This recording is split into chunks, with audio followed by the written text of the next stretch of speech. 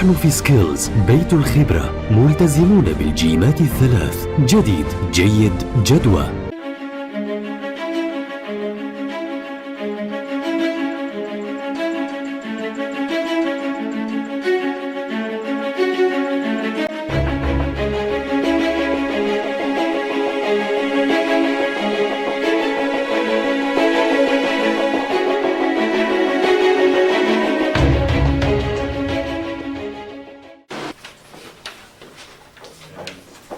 Points to get the E prime and eta, and then 10, 10, 10 for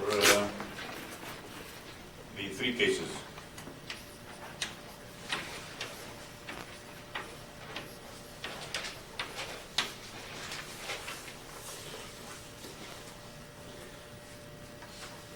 The solution that I did here, you look at the three cases, I put them in terms of spring mass system. And then the matrices become unsymmetric, so that's why you could not use them. But also, Bob did very nice solution, which is, like you get the E prime and eta as function of omega, and then he showed that these cases do not represent realistic viscoelastic material. So I'll get this solution to you next time, okay, because I did not have time to photocopy it. So each one of these has 10 points. And if you look back in the grading and you owe me points, bring them back, okay? And then this is problem 1 and problem 2 was the 20 points for the Laplace advanced form, and then for the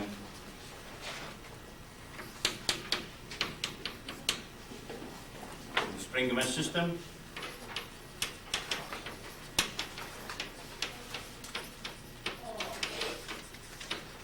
I divided like this, 10 points for the transformation.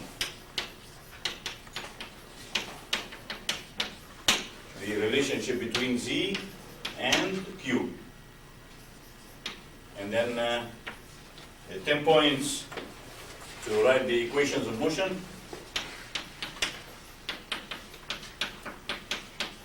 And I was shocked here. Second order differential equation, we have to write them in a state space. Very easy. Very easy. Maybe 5 or 6 of you have in front of the representation a singular matrix. In front of the, I'll write it down in 1 minute. But this is very simple, but 5 or 6 had problems with this. And then the last is to get the damping and natural frequencies.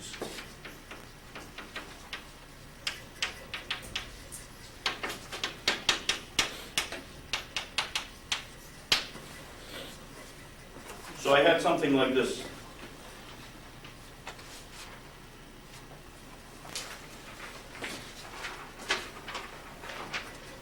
Two equations.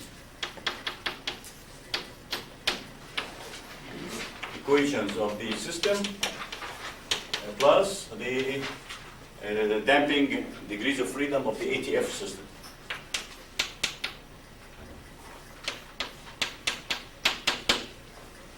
ATF is augmented thermal field, not alcohol, tobacco, firearm. Huh? This has nothing to do with this. Okay, so the equation of system looks like this: M S squared Q minus K, plus K U Q minus del Z is equal to F. And then we have the transformation equation that I used is like this: SZ plus B Z is equal to or minus B Q is equal to 0. This system of equation, I want to write it in a state space form. And I said this in a state space representation. It is very clear. State space means I have to have Q, Z, that's the state vector. So this will be the derivative of this. X dot has to be equal to some matrix, Q dot, Z, plus another matrix, we'll just call this B bar and A bar. So we'll distinguish this from this B. And then the F. There is nothing multiplying this, nothing multiplying this. You cannot put anything in here. If you put, it will be singular matrix. Because if you take this and write it in a matrix form, then you have mass matrix and S squared. There's no S squared, so S squared, the term is 0. Then you have M and 0. Then you have singular matrix. How can you transform it? It'll be disaster. You cannot do it, okay? So the first thing is you take this equation and do it like this. S squared Q, Ku over M, minus del over M is equal to F over M.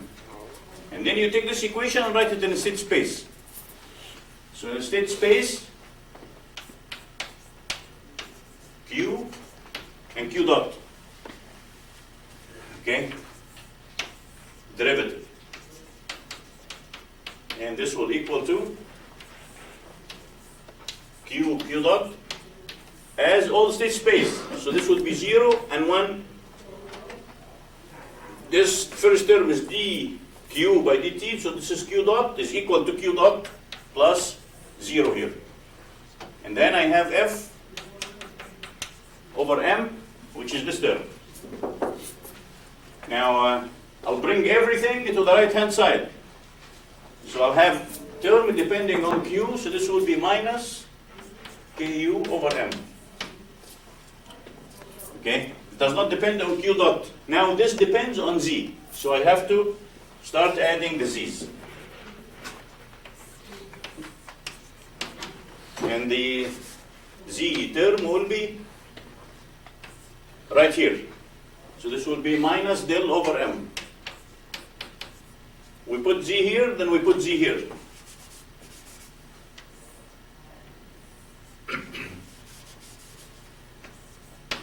Then now this is d Z by dt, which is Z dot, which is this term. So this will equal to minus BZ here.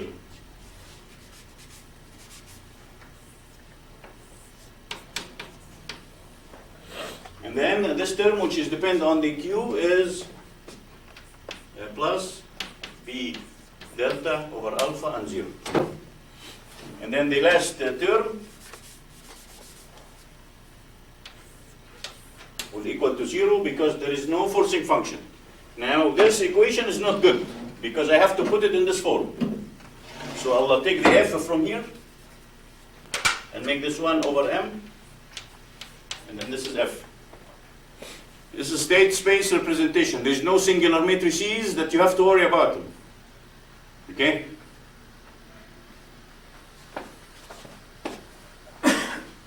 And then now once we have this, then I take this matrix, send it to MATLAB, get all the eigenvalues and the natural frequencies and the damping. Or you take this to MATLAB and you say damp this matrix A prime, and MATLAB will give you 2 columns, natural frequencies and the damping ratios. Okay.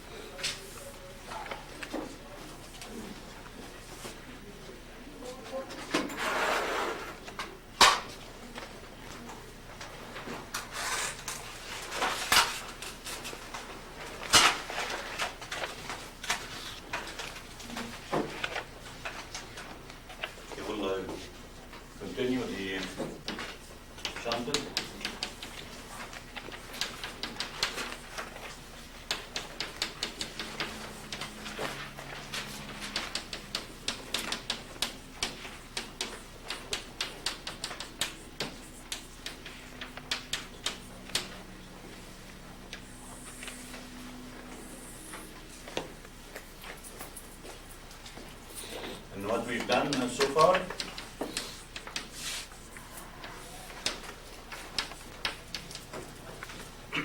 We looked at piezo, patch alone,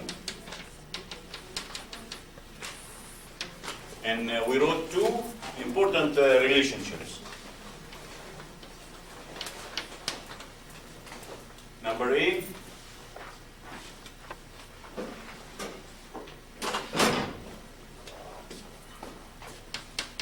effect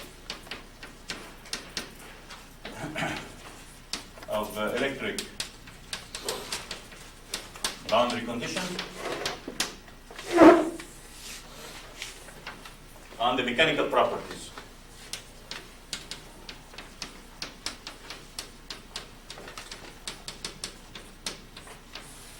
And we said the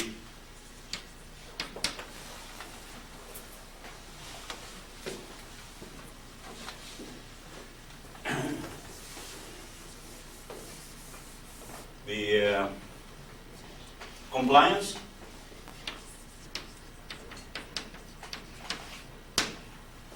is related to the compliance shunted related to the compliance when it is a short circuit, or this is a constant current or zero current short circuited, is 1 minus in k squared. And also we said the effect of mechanical boundary or loading conditions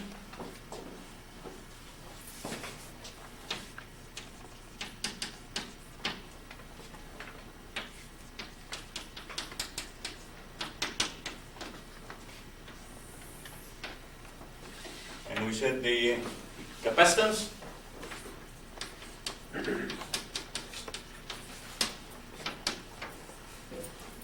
at zero stress is related to the capacitance at zero strain by this relationship, where K is the electromechanical coupling factor.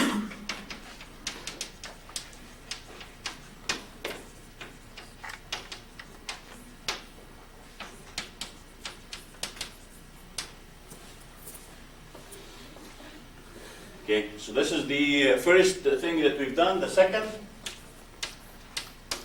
when we put the piezo in a shunted network,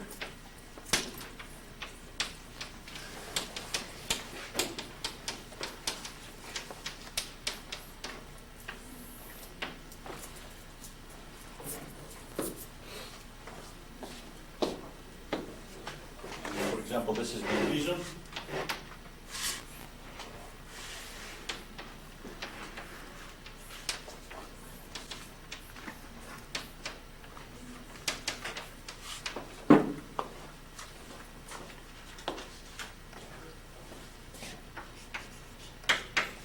The piezo, for example, in one direction.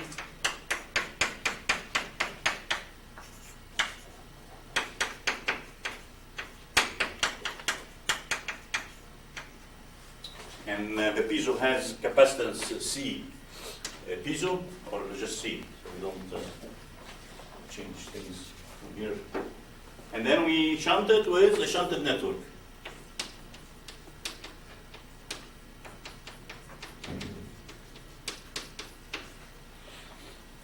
We found out that Z mechanical prime is equal to 1 minus k squared, 1 minus k squared, Z bar electric. And this is dimensionless.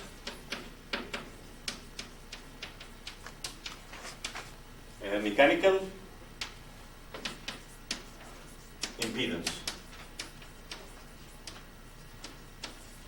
And this relates is the ratio between impedance mechanical when we put the shunting.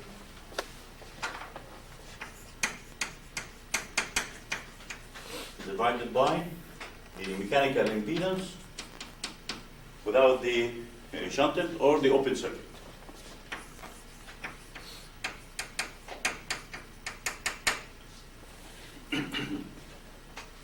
And again, the same thing is K as the electromechanical coupling factor.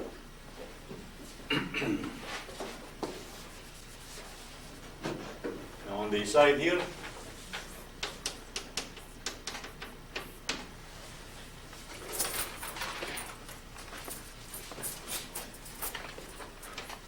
we have the piezo like this,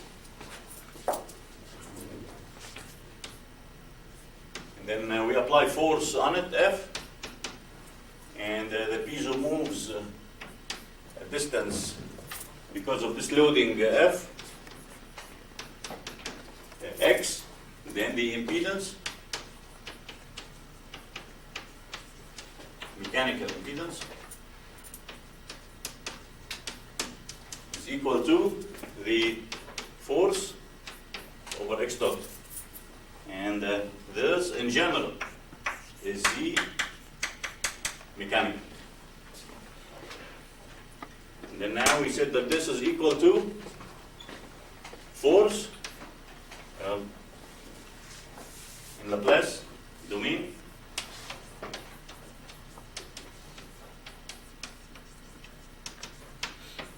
Z mechanical will equal to force over the Laplace of the deflection.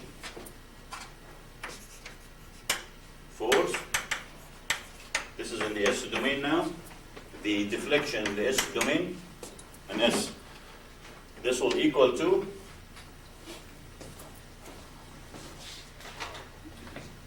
force divided by deflection is the stiffness, and I'm going to make this K.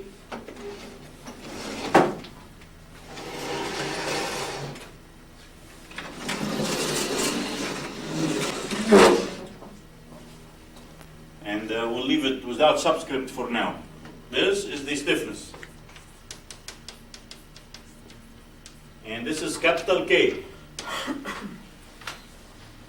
This is small k. Okay? The small k as the electromechanical coupling factor. Capital K is the stiffness divided by S. Okay? Now, if this has cross section A and length L, then I can calculate the stiffness as we did last time. The force over the area is equal to the stress, and the stress is equal to Young's modulus.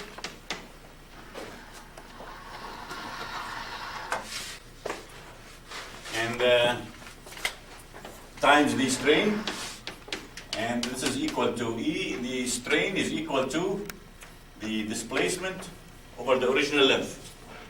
Okay? Then from here, and I will say here where E is not the electric field. E is Young's modulus.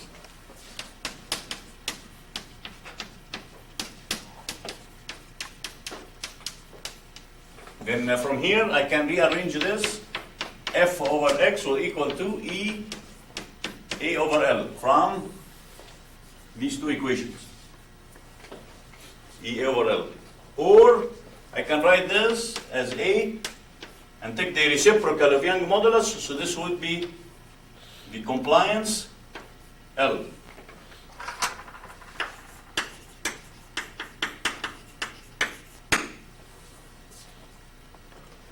Then the stiffness depends on the area, the compliance, and L. Now,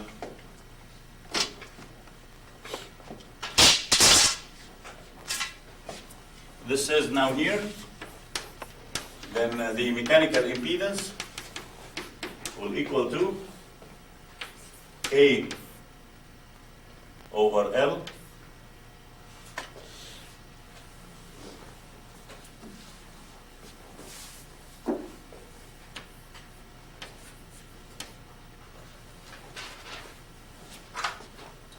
and I have two S's. This is the Laplace complex number, and this little s is the compliance.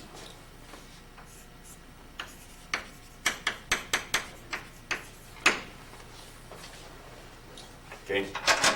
Now which compliance? Which compliance? It depends. If this material, I take it, open circuit and short circuit, I have different compliance. Now if I take this material, put it with a shunted network, I have a third compliance. A third compliance. Now we can put whatever we want for this S, and we'll get the corresponding mechanical impedance. So now I want the mechanical impedance with the shunted network. Then I put the proper S corresponding to this case. Corresponding to this case. So this would be A over L.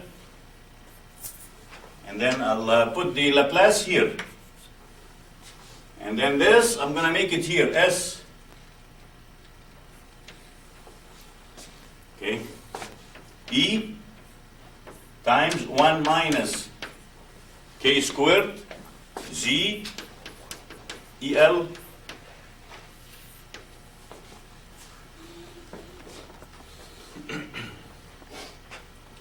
or now I still have these three numbers. The area, the length, and the compliance. So these, still the stiffness, but the stiffness at constant field or at zero field. So now this we'll call it K E divided by 1 minus little k. This is little k. Z prime EL. And this would be Z mechanical with shunting.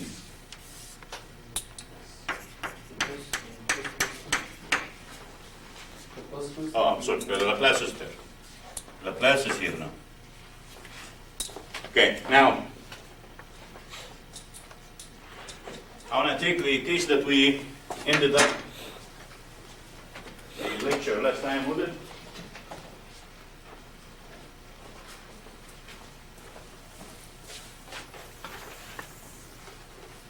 Now for spring, mass, system, plus shunted piezo.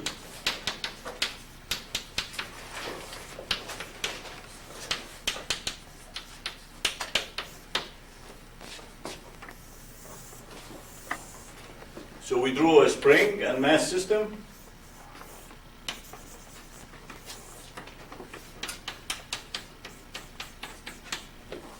And this system doesn't have any damping.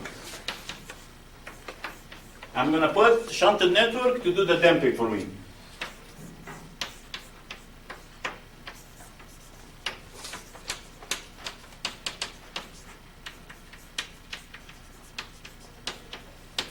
So now I'll apply a force on this system. Okay, and what we did is like this. I make two bus bars and I apply force. The force has to take care first of the mass, inertia. What is left will take care of the spring.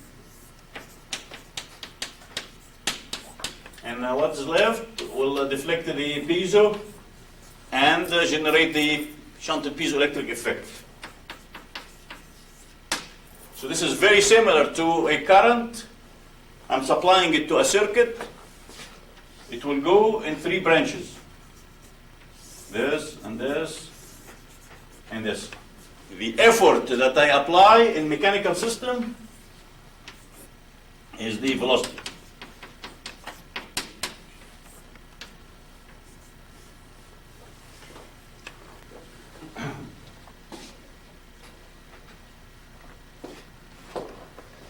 We don't need all this.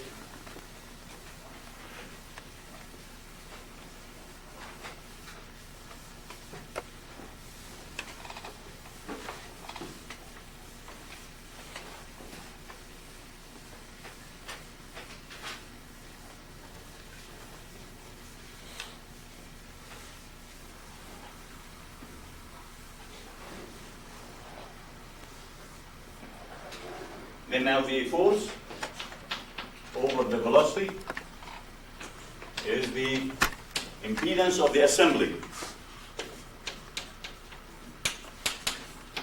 And the impedance of the assembly is the mass times S plus the stiffness over S plus the mechanical impedance of the shunted network. Or I can rewrite this, arrange it as F over Sx, and this K is the stiffness K of the spring.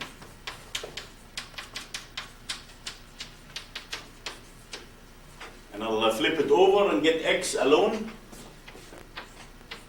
And X alone will equal to F divided by M S squared plus K plus S Z mechanical shunt.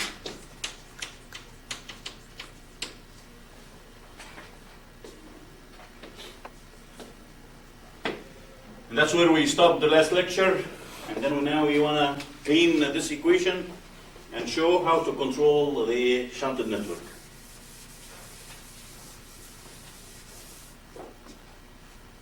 Okay, all this is capital K, the spring stiffness.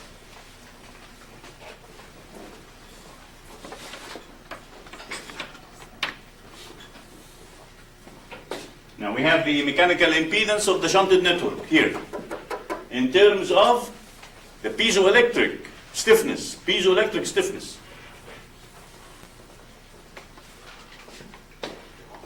Now I just take this equation because we need it, and I'm going to put it here.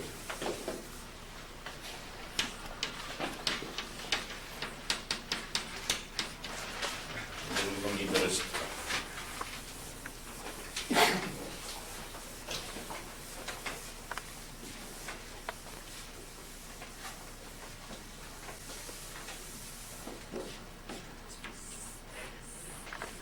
Okay, now let's define natural frequency is equal to the square root of K plus K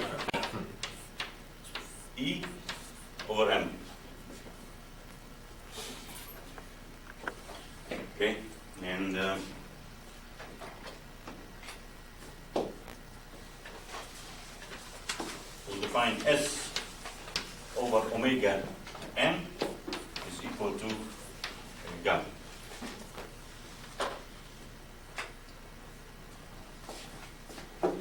Now we have X here, F here, and then M.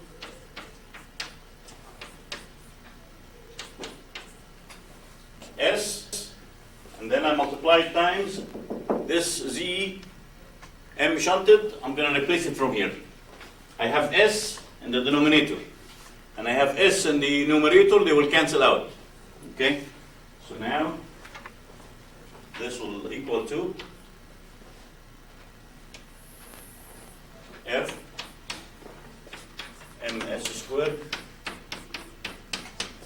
plus, and then this would be 1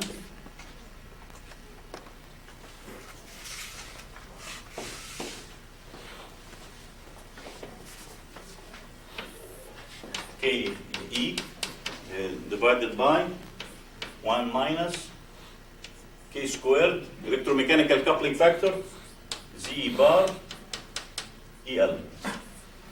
This equation is valid for any type of shunting, resistive inductance, and so on. And then we'll put this at the end. Okay. Now I'm going to take this equation and divide numerator and denominator by this sum.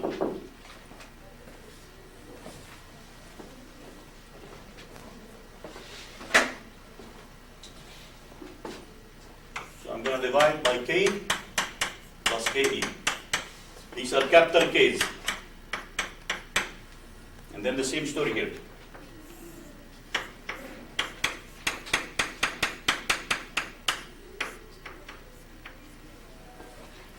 If you look at the numerator, I have a force divided by sum of two stiffnesses.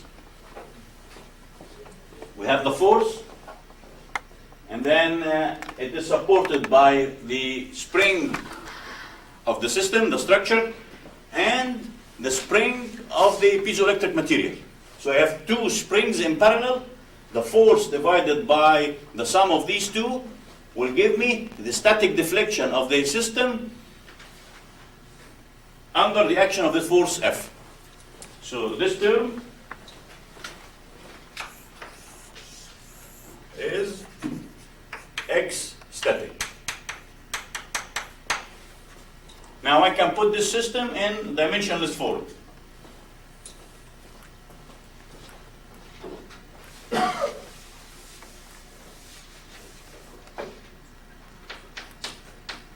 We have X over X static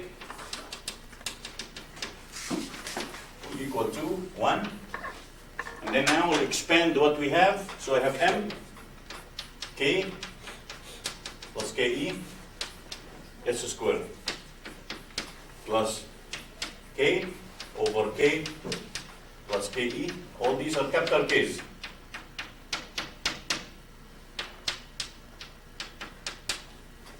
And then plus KE divided by K plus KE, 1 minus K squared, which is the electromechanical coupling factor. I'm going to write it from now on in yellow. K squared. And then Z bar TL. Now if you look at the first term here, this term is the reciprocal of this squared. So this is omega squared. So I have S squared divided by omega squared. So I can replace it by gamma squared. So this will equal to 1 gamma squared K KE plus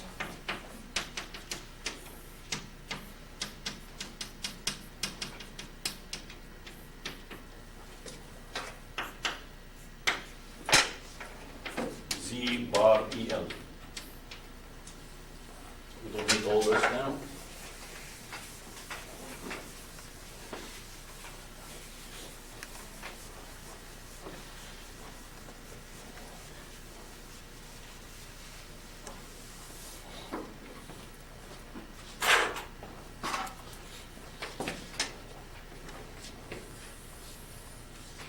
Now I'm going to do resistive shunting here, and then in the homework you will do resistive and inductive. Okay? For resistive shunting, we had Z bar was equal to RC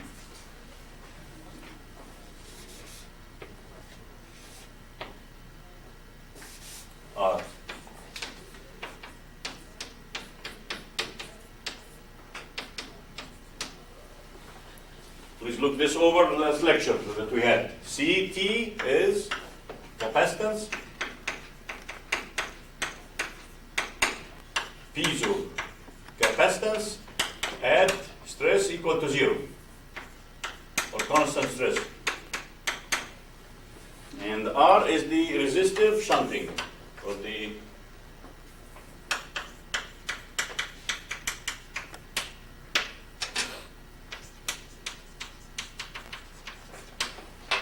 so what we have is in effect like this.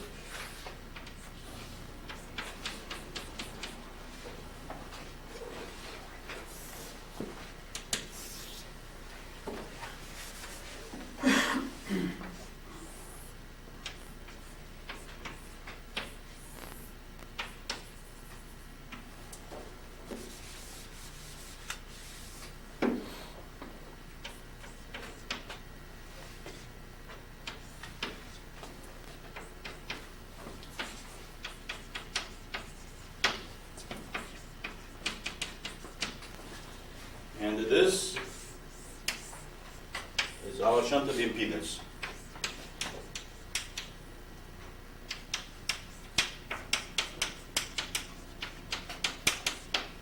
Now I'll take this and substitute it here.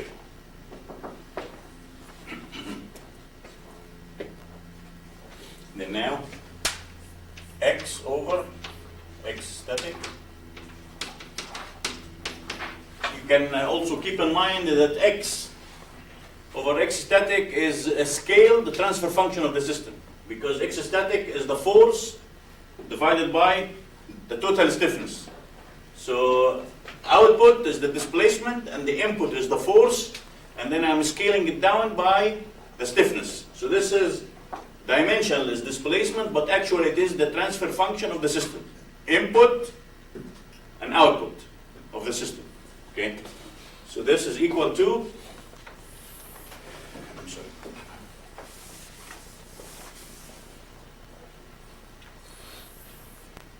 yeah, 1 gamma squared K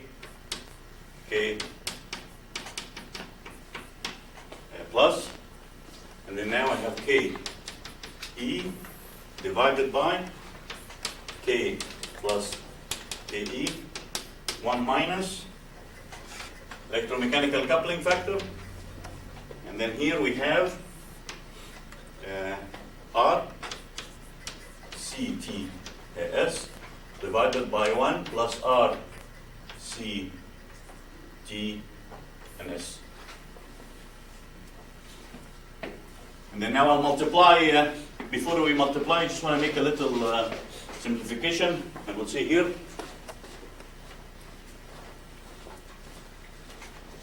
we have these, and we'll make also another one. R is equal to R CS omega n.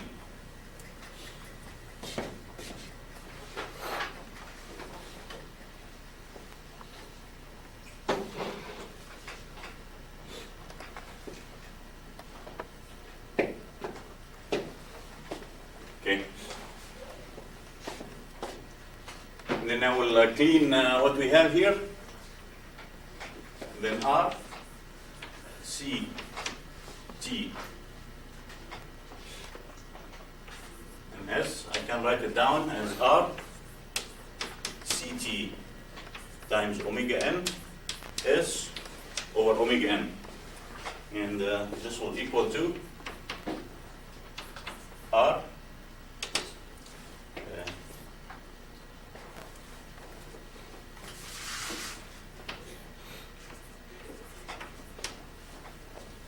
then this last term, I'm going to replace it from the second line as gamma, and I replaced CT by CS. So I have to divide by 1 over K squared.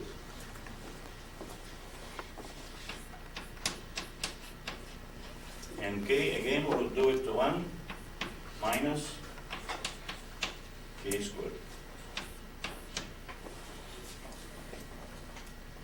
Okay, now the three remaining terms,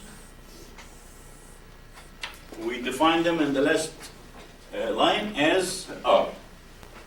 So this will equal to R gamma 1 minus K squared.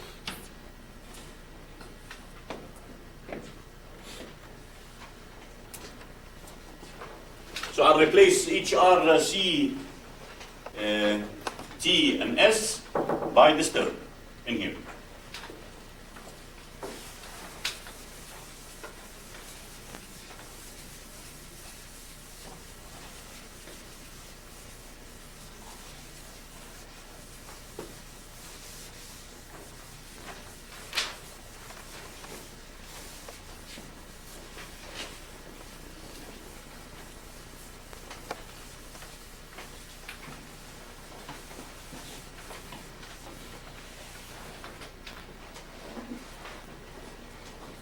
And now X over X static will equal to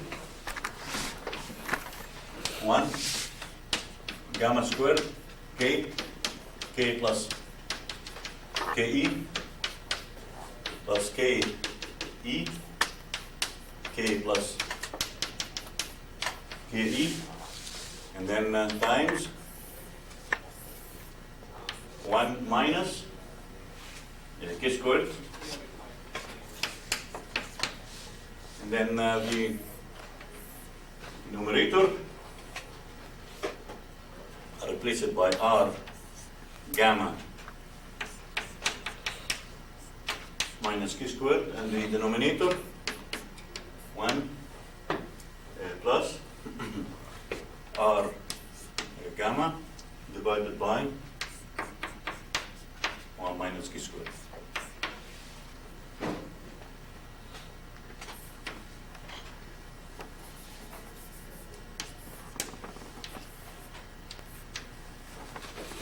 And the rest is straightforward.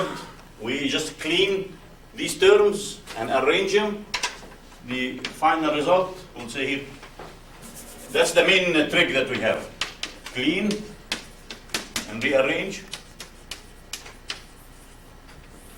So this will give us X over X static will equal to 1 plus R gamma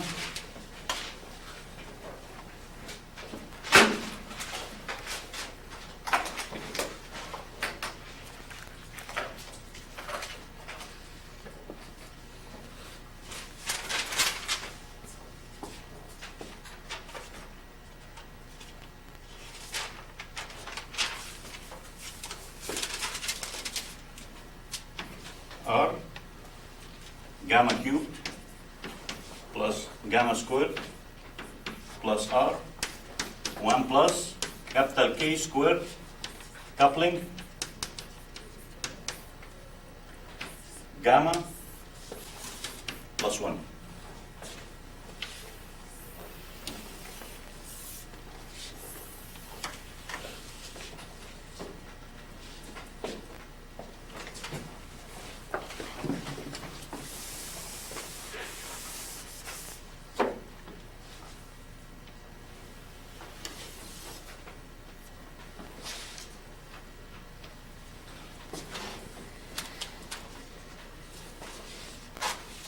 And at the end of the lecture, we said now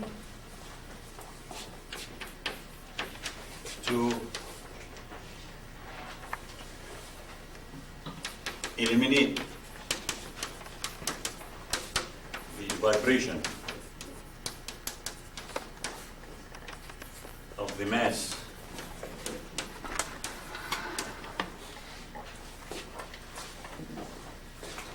well, let's make it 2 steps to damp out the vibration of the mass M. We can do 2 things. Number A, R is fixed, and because it is fixed, we dissipate energy, then we reduce the vibration.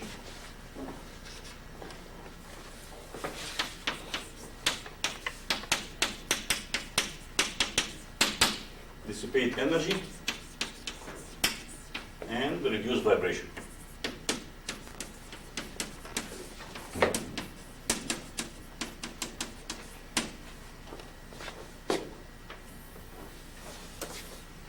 Second thing is now R is frequency dependent.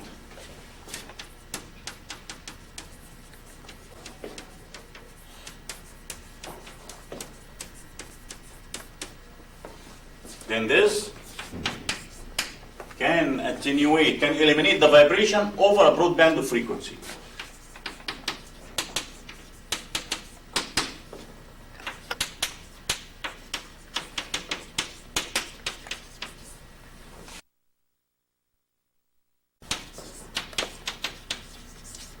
If selected properly.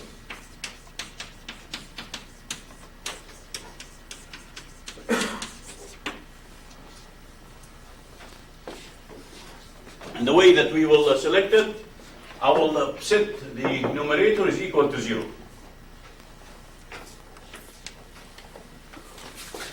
By setting 1 plus R gamma is equal to 0.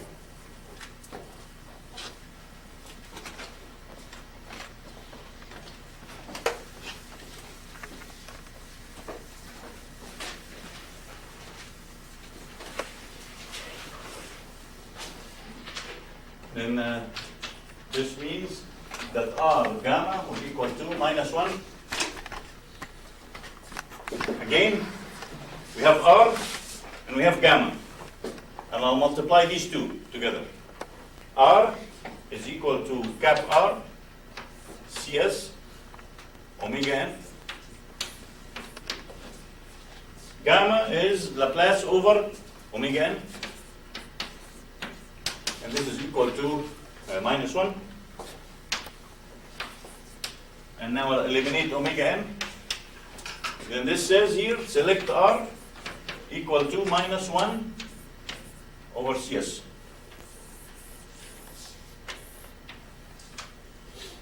One over CS.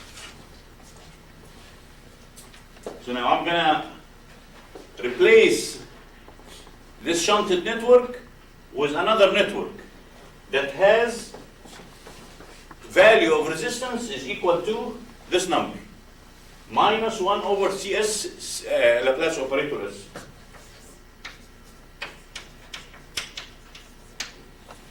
Okay.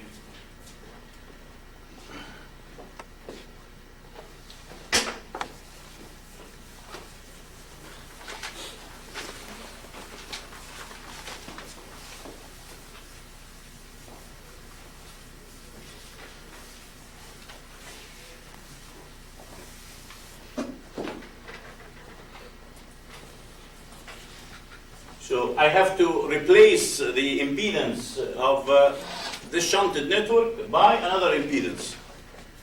This term 1 over CS is very easy because this is a capacitive. So the impedance of a capacitance is 1 over CS. Okay? But we don't know what the negative sign is. Okay? So I cannot realize this in a very simple way. Because if I want to replace this impedance with another impedance, I'll replace the resistance by a capacitive element, but it has a negative sign. So now I have to generate this. I have to generate this. Okay?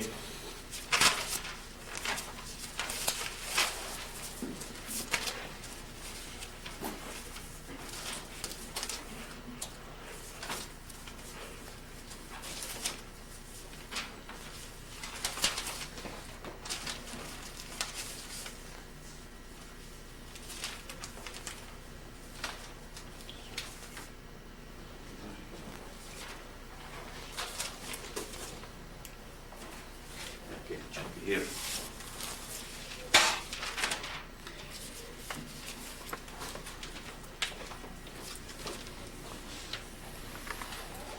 So now to synthesize the minus 1 over CS impedance.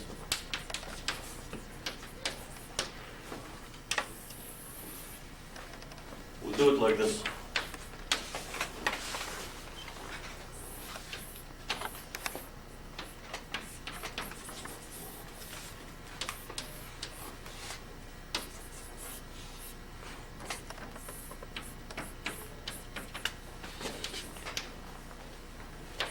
This is V input, current input, and then I have here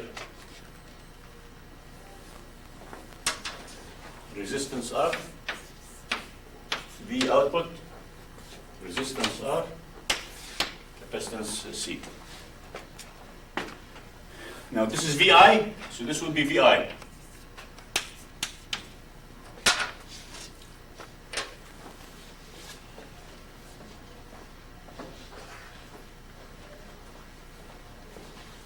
I have a current here, II, I1, okay, and then here, I2, and then here, I3.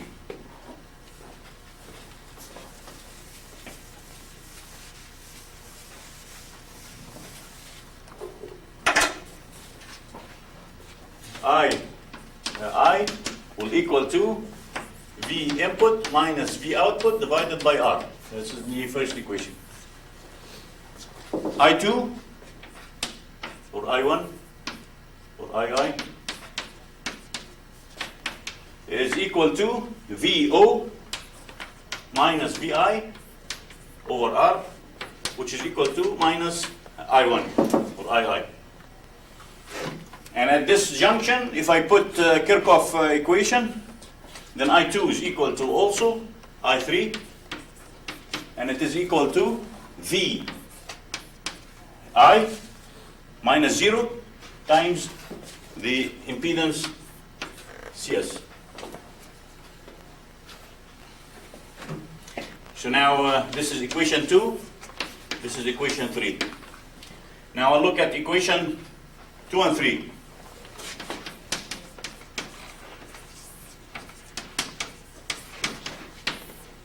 Equation 2 and 3 will have I1 will equal to minus CS VI or VI over I1 or II will equal to minus 1 over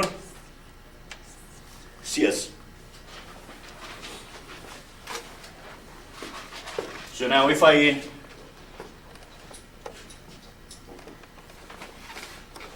take this as a black box,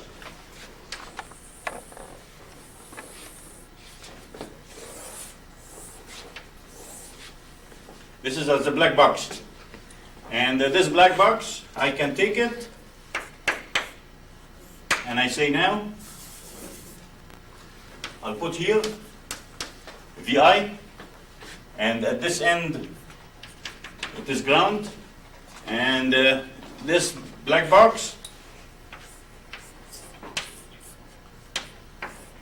is like this. I'm drawing a current here II, and this box will have impedance minus 1 over CS.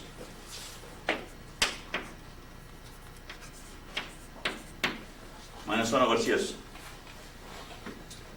Okay. Now I'm gonna leave this. This so far looks very good. Everything is fine. Okay. Now let's look at something else.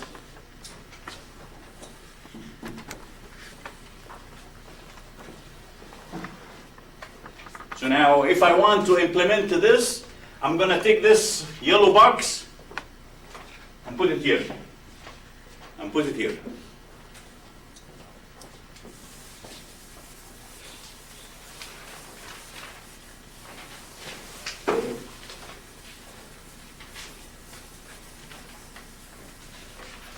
Now look here at the side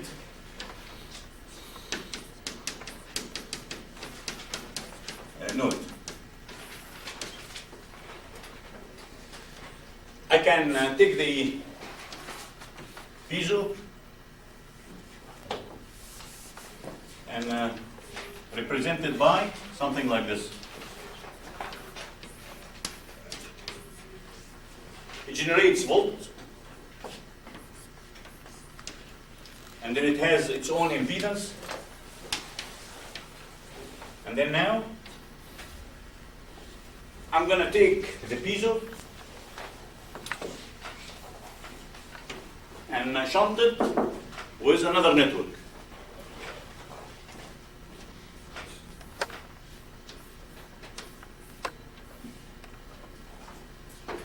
Okay, and I'm going to call this network a network that has impedance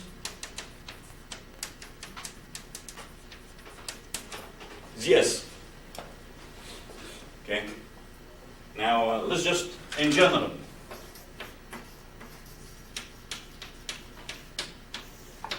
I'll say Z piezo is equal to R piezo plus some imaginary reactance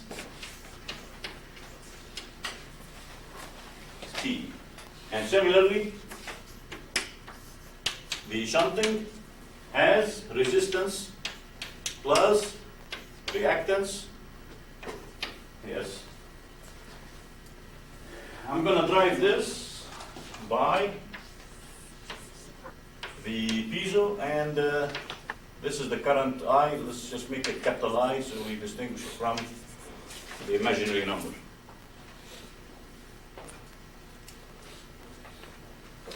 So now I can get Z total of this network will equal to RP, RS, I, XP, XS. The current that will flow in this network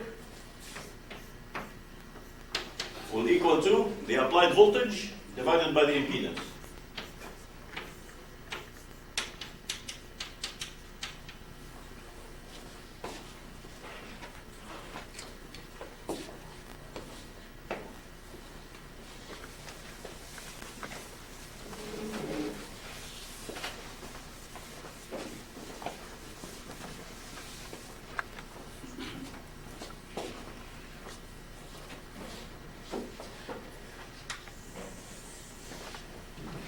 Now I want to get how much energy I will dissipate in this network. How much energy? So the power dissipated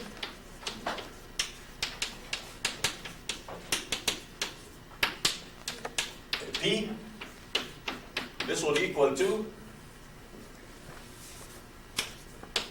the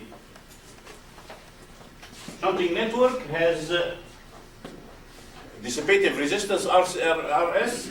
So I'm going to dissipate in the shunted network RS I squared. And this will equal to I squared. I'll replace it by V P squared. And the denominator will be RP RS. And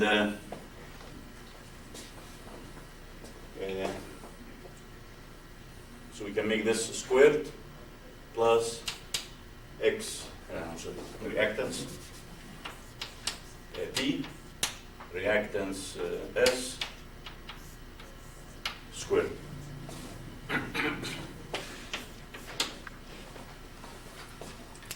Now, what is RS and XS that maximize AP?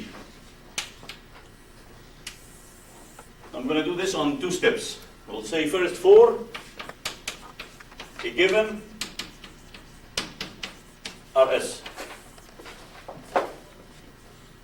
Then P is maximum when partial P by partial the reactance is equal to 0.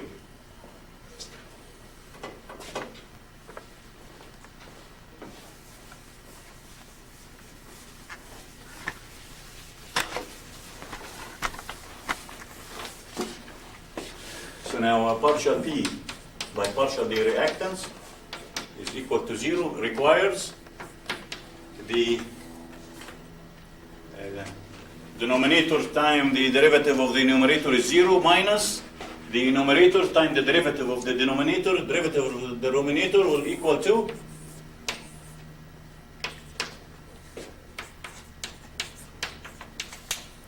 twice the reactance, and this is equal to 0. So this says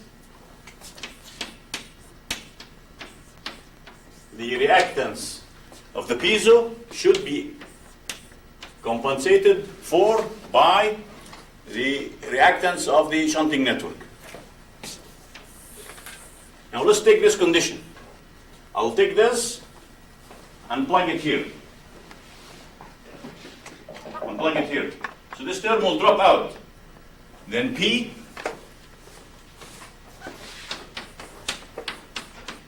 will equal to Rs Vp squared Rp plus Rs squared. And this is true when the reactances cancel each other. Then now this will be maximum when partial P by partial Rs goes to 0. How this goes to 0? The numerator times the derivative of the denominator.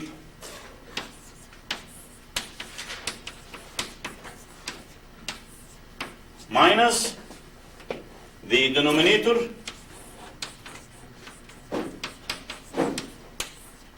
times the derivative of the numerator, which is 1, is equal to 0. Of course, we have this squared and so on. Huh? So now from here,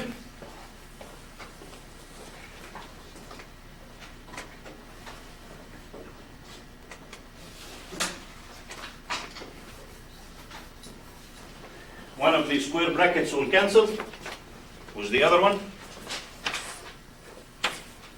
And then I have 2Rs here, minus Rs will become 1Rs is equal to Rp.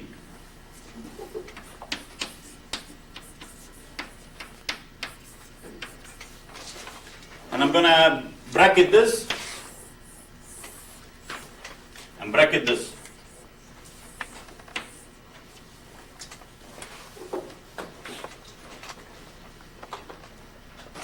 What we were trying to do, look at the power dissipated, find the combination of resistance and reactance that maximize P. We found the following. If piezo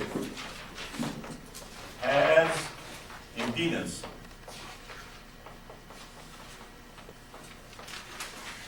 Zp is equal to Rp plus I xp, then to dissipate the maximum energy in a shunted network,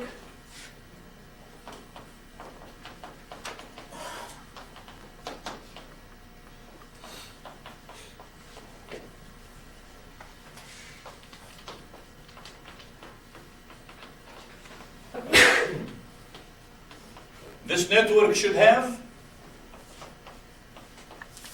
Z shunt is equal to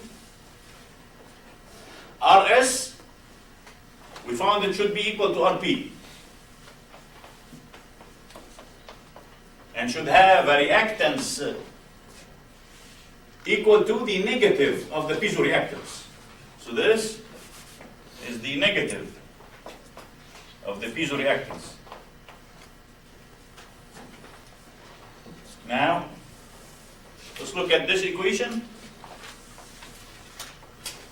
and this equation.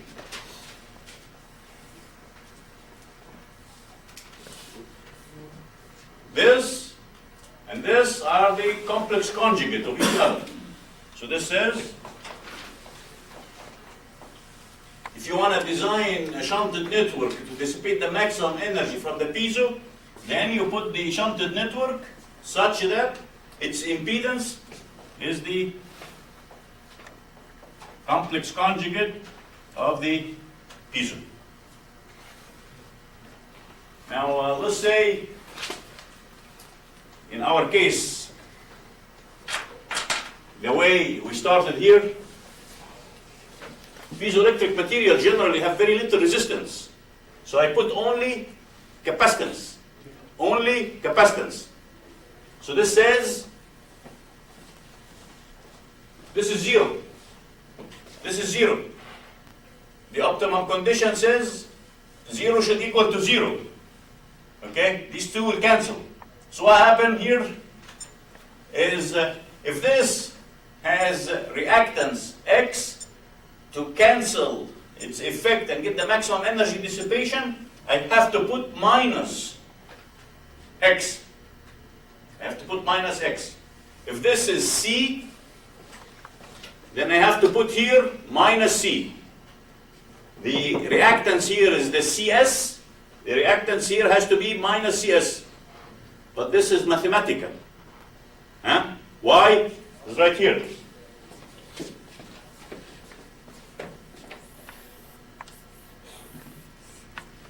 I have to have resistance to dissipate energy.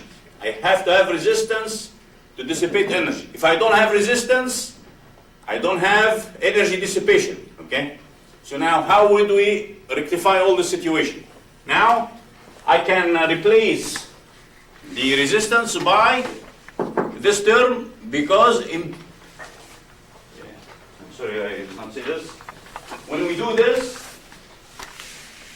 this, the two impedances, they are the same. The magnitude is exactly the same. Magnitude is the same. The phase is different.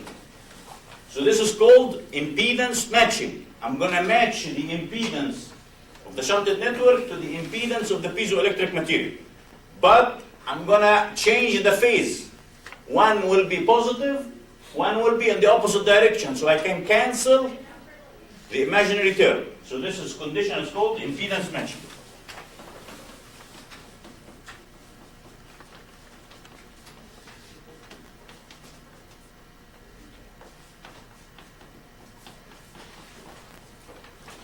So now, how would we do this situation now? In just 1 minute.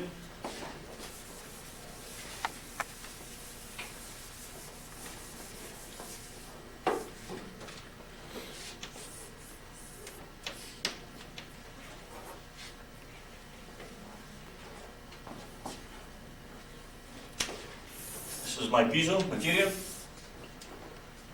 I'm going to take the piezo. And again, I don't know what is inside the piezo resistance, how much it is. Okay? So now I'll come and synthesize this box. So this box is the minus 1 over CS. And then I have to add here an additional resistance. And this additional resistance is R S.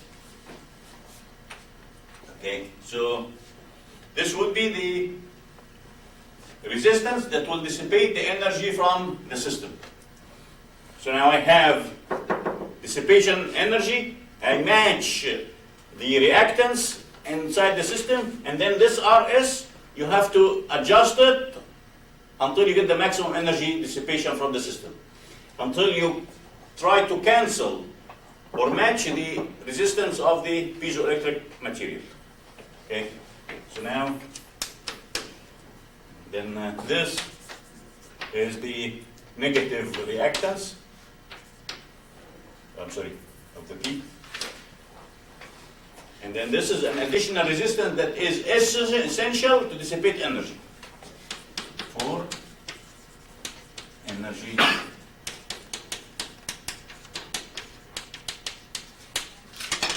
okay, I explained this fantastic.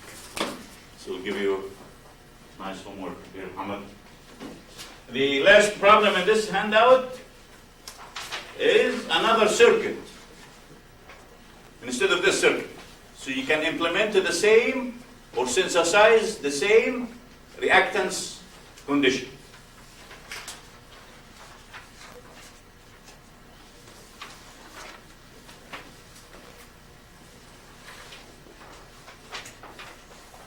This homework needs some green tea, Mr. Hu, tonight, huh?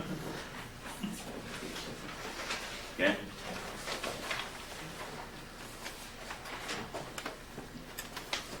has beautiful things which I cannot cover in the class because like we cannot do everything. Okay. The first problem is resistance and inductance. Resistance and inductance. And if you do the resistance and inductance, you will see the equations very similar to the transfer function that I derived in the bottom, A and B, for the series and parallel conditions. Series and parallel conditions. Okay. One very important thing is the tuning of the resistance and inductance. We said it has to be resonance. The circuit has to be in resonance. The condition for resonance, I derived it last lecture, okay, for the series condition. You will see in the literature people use the same condition for the parallel condition. The parallel condition should be this one, okay, the one that is B, corresponding to B, okay. The case, problem number 2 is the what I did here, instead of just resistance, we add to it an inductance. And then the third problem, I will explain it next lecture. Third problem, I will explain it next lecture. The last problem is just another circuit to realize or synthesize the inductance, the 1 over CS. This field has only limits by imagination, our imagination. The piezoelectric material, how you use it to get damping. Only limited by our imagination. We're just touching the floor. Muhammad is devoting his life now to piezoelectricity. Fine, have a good evening and we'll see you on Thursday.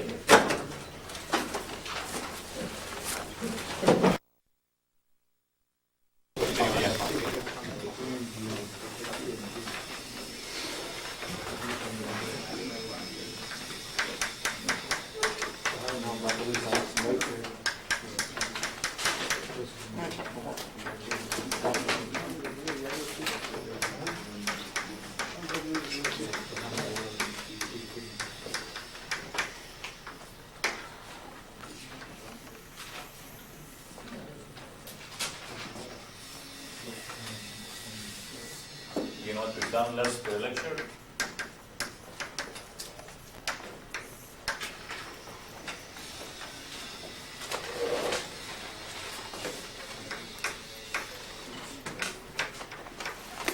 We looked at the spring, mass system, plus piezo shunting.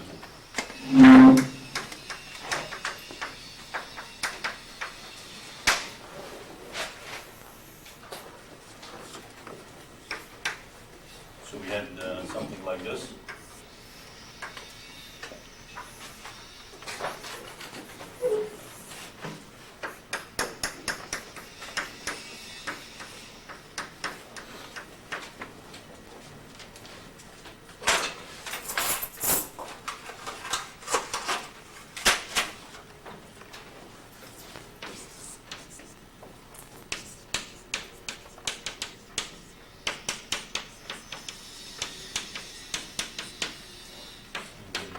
K,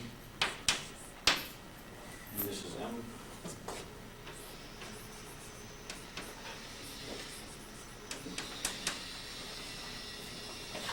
So for this system, we wrote down the equations for the different components. The first for the shunted network.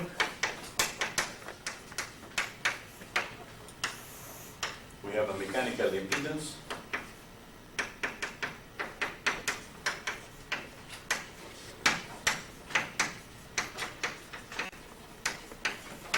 We showed that we can rewrite it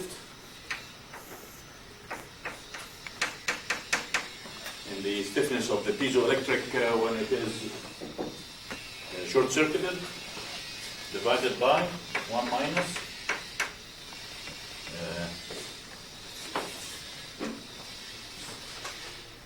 the electromechanical coupling factor, Z electric bar. And here where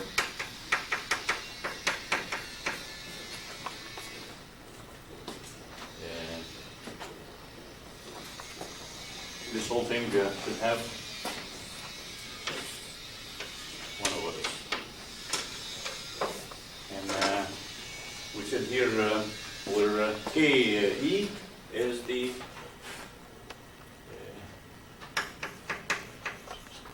piezo stiffness at short circuit condition, or at E is equal to 0.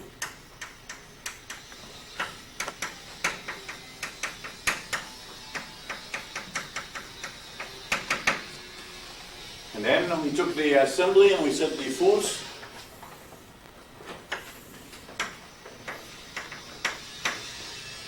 Part of it will go to overcome the inertia of the mass. Part will go to overcome the stiffness of the spring.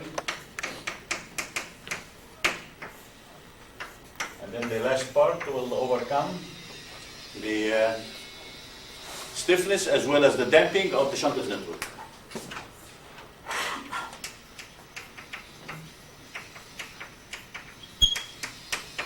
So this is the force, and then the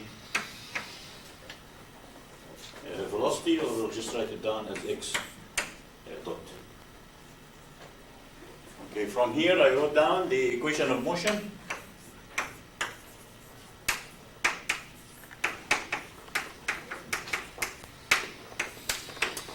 And the equation of motion, we found it to be, let me write down the first thing and then the, so we'll have M S plus K over S Z mechanical. All this is operating on the velocity, or Sx will equal to F. And from here we can extract x as a function of f,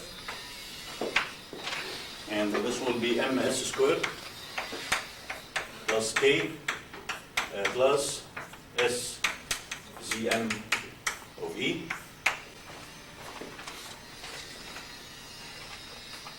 And then we defined some terms, and we say here let k total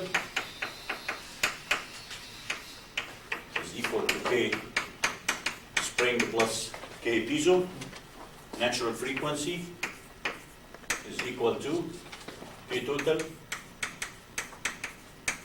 over M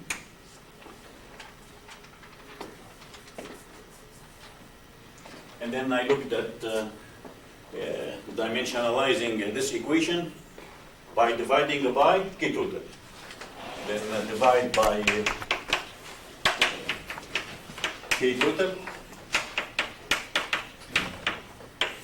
The equation becomes X F over K total.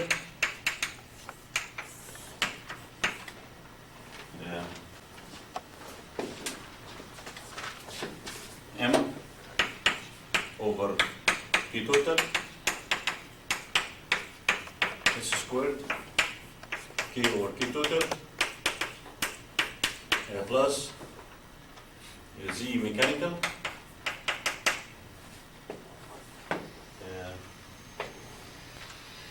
times S K total. Then we said now we'll say let S over omega n will be another dimensionless number, and we called it this gamma.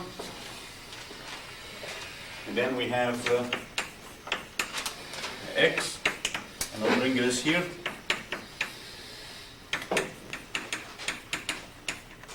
Will equal to 1 over this term, it becomes gamma squared K over K total plus, and then now I'll replace this term from here. So SZM will equal to this term. So this will equal to KE divided by 1 minus K squared Z bar electric. Now this equation is valid for any shunted network.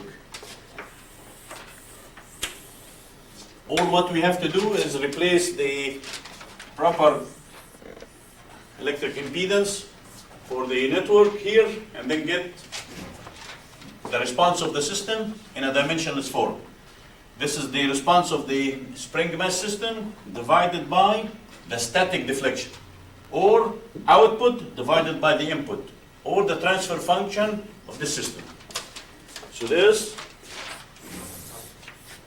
is X over X static, force divided by the total stiffness.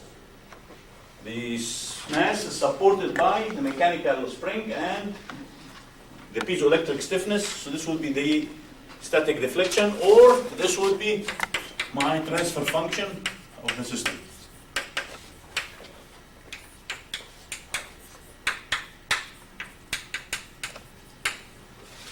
And this now will equal to 1 gamma square K over K total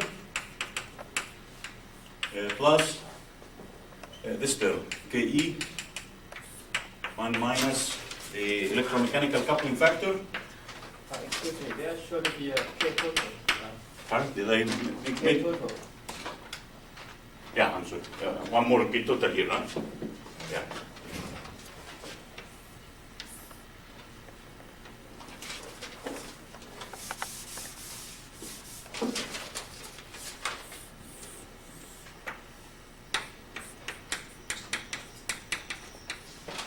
And then here should be 1 over K total. And then this is X over X step. Now, for resistive shunting,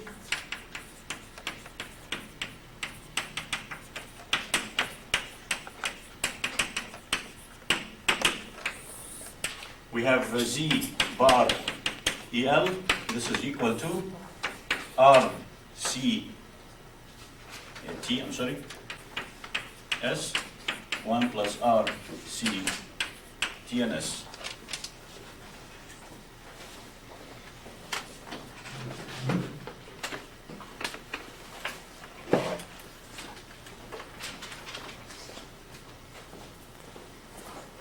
And here where CT is the capacitance of the piezo.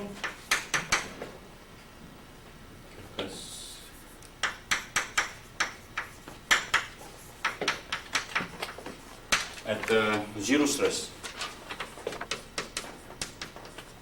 And R is the shunting resistance.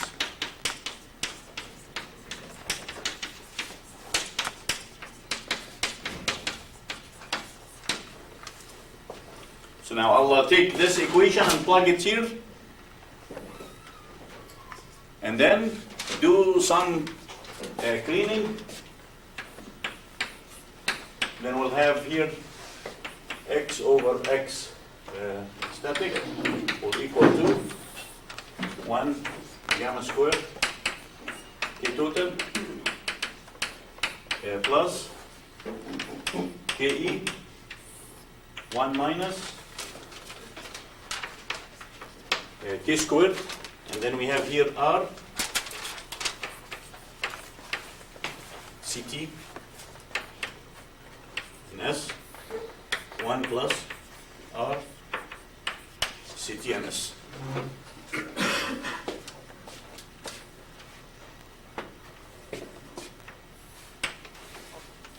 Okay, and then we have to say now, and then the K total, I'm sorry again.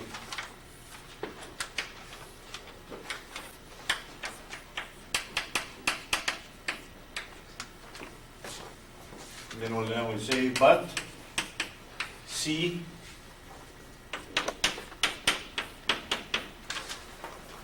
times 1 minus K squared. This is equal to CS, where the capacitance under constant stress or zero stress is equal to the capacitance at constant strain or zero strain times this number.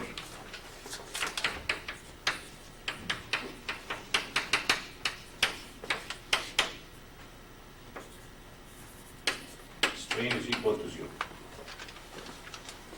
And now we'll substitute, like if you bring this term here, and then we have 1 plus this minus the same thing. So this becomes 1 minus K squared times this, so it will be the C of S. So X over X static will equal to gamma squared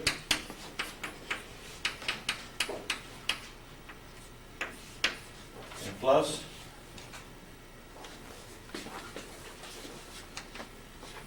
this frequency.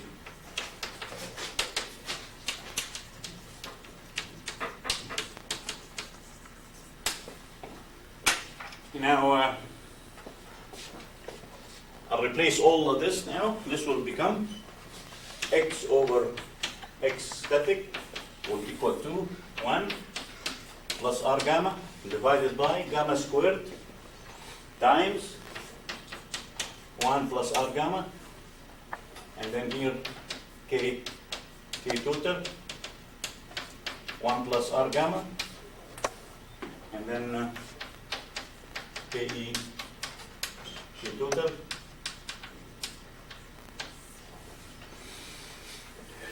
and I'm going to make this here 1 minus K squared, and the numerator becomes 1 minus K squared plus R gamma.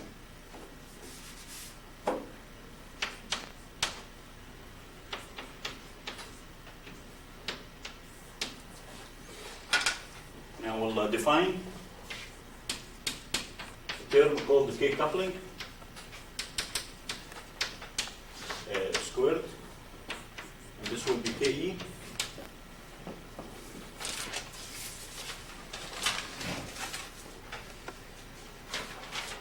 over K total, K squared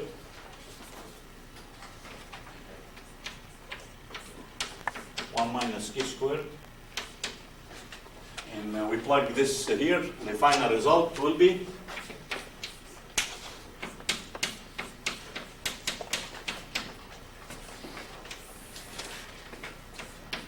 plus R gamma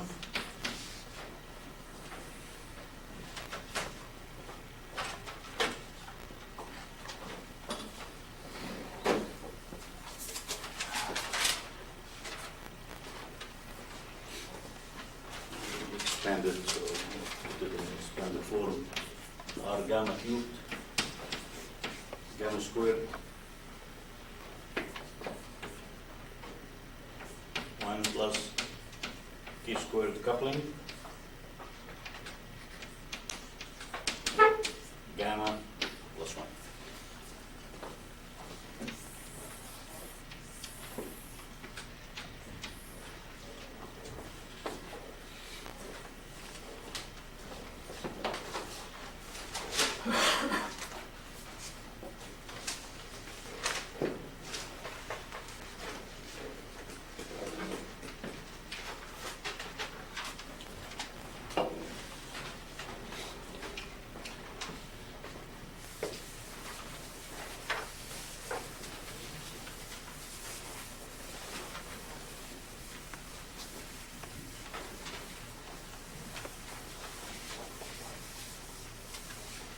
The step from here to here. Excuse me, what's the K? The K squared, the K is refers to what? What does This is just a number for now, just leave it as it is, huh? Until we get down the road, huh? But this number has no meaning except ratio. No, just the k square over 1 minus k square. This case. This? Yes. All the yellow k is the electromechanical coupling factor. All the yellow k, as we did last. So the white k is a spring spread stiffness, right? Which one? The white k.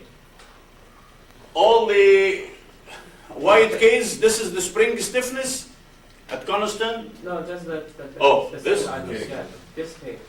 This k is the spring stiffness.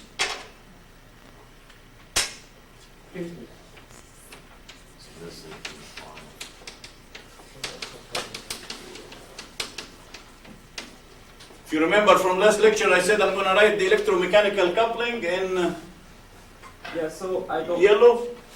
Where'd it go? Yeah, where the k go? That's go. Because the final result, there is no k, white k here. Yeah. Why? Because like this. You would end up with this plus this times 1. Okay? So you'll have k plus k e, which is k total, will cancel with k total. Oh, okay. This needs some green tea. Okay? And you will know when you do the homework problem, the first one. Okay? Because here you have to do a little trick. Here is 1 minus k, so I have to add k and subtract k. So you can clean all this file. You will do this in the homework.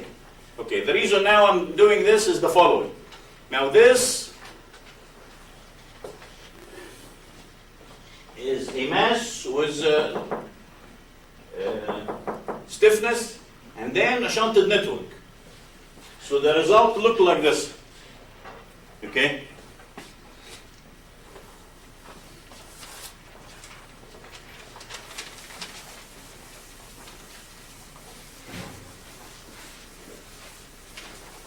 All these white K are big capital K, and all of them are stiffness. The yellow is the electromechanical coupling. Now, let's look here on the side. We solved this problem several times.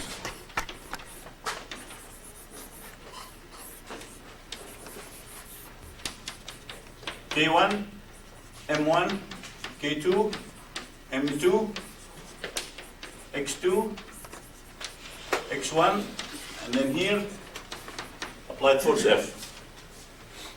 This is a classical problem of vibration absorber.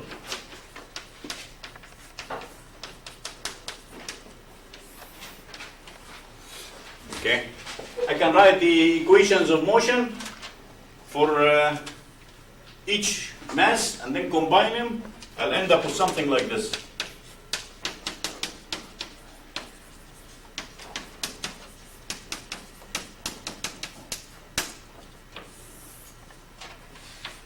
X1 over X static.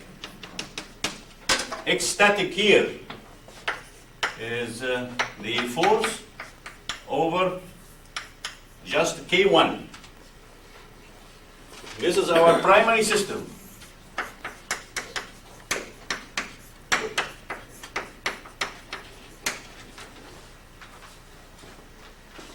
This is our secondary system.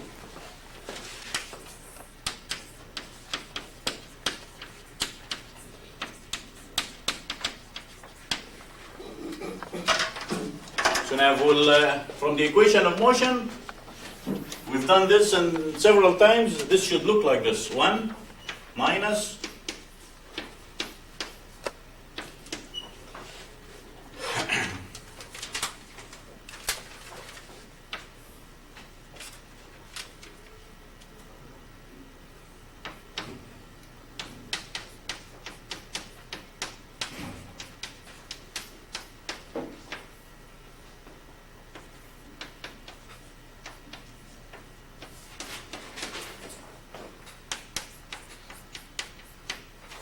here, where omega 1 squared is equal to K1 over M1, omega 2 squared over M2. And I can also do the same for x2.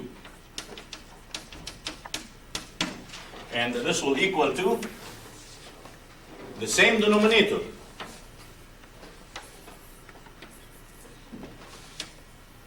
And the numerator is 1. Numerator is 1.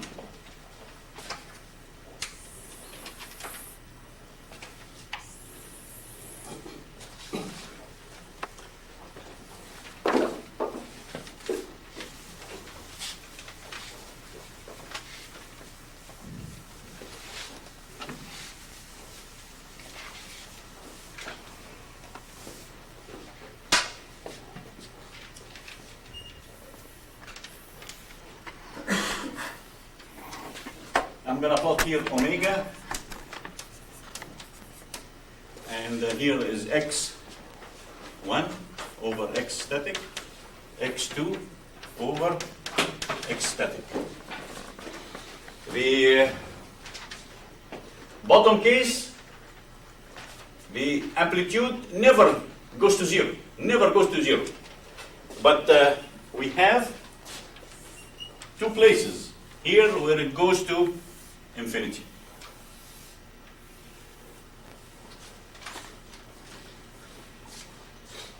The top amplitude of the primary system can go to zero if omega is equal to omega 2. And this will look like this.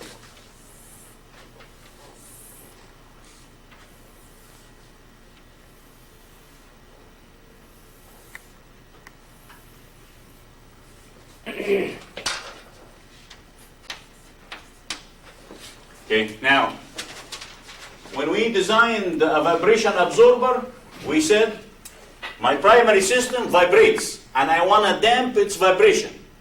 I want to absorb its vibration. So I'm going to come and add to it a mechanical secondary system. Has natural frequency, omega 2. I'm going to make this omega 2 equal to the place where I like to operate the system. So if I like to operate my system here,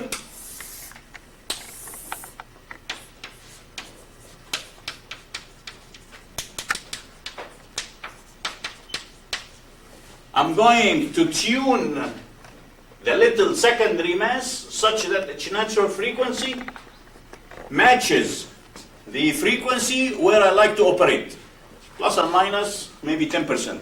Okay. For this zone, I have very small vibration, very small vibration. Now let's look at this equation.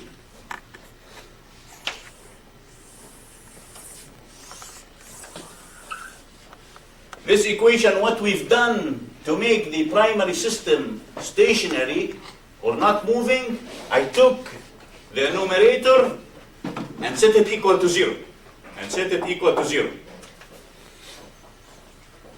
Now here, we have the same problem. I have a primary system, spring mass system. I like this system to be stationary without any vibration. So I look at the transfer function of the system. Transfer function of the system. This looks very similar to this, except it's a little bit lower order, magnitude. This is cubic, because if you remember gamma, as we wrote it, is equal to S, which is omega. So I have here omega cubed. Here I have omega to the 4th power. Why? Here I have two masses, so I have two second order system. I have to have 4th. When I combine them, I have to have 4th order differential equation. Here, I have mass. I have spring, so this is second order. Inside here, I have capacitance and resistance.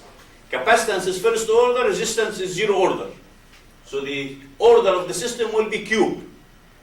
When I put a mass here or an inductance, then this will be 4th order.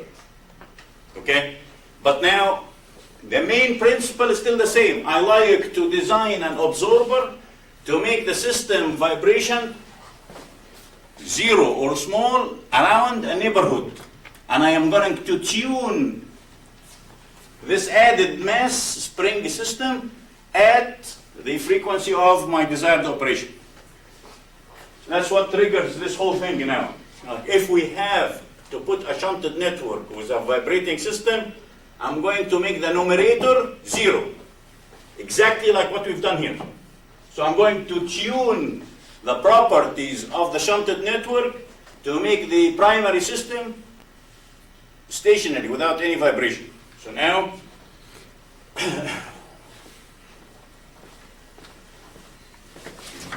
we're now here for effective operation of the shunted piezo network spring mass system.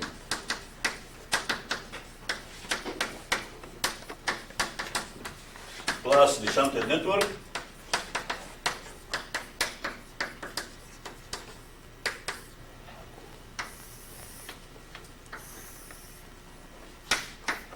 then we'll have 1 plus R, gamma is equal to 0, and again, the R is the RC S times omega n, and the gamma is S over omega n. Then the omega n will cancel, and this requires that R is equal to minus 1 over CNS.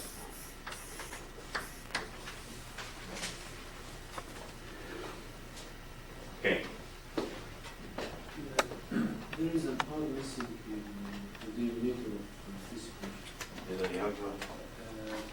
Should be R1 2 plus gamma 2 plus R gamma times the bracket. Okay, just a second, let me get the notes. R, yeah, this is R here, I'm sorry. It's R here. Okay.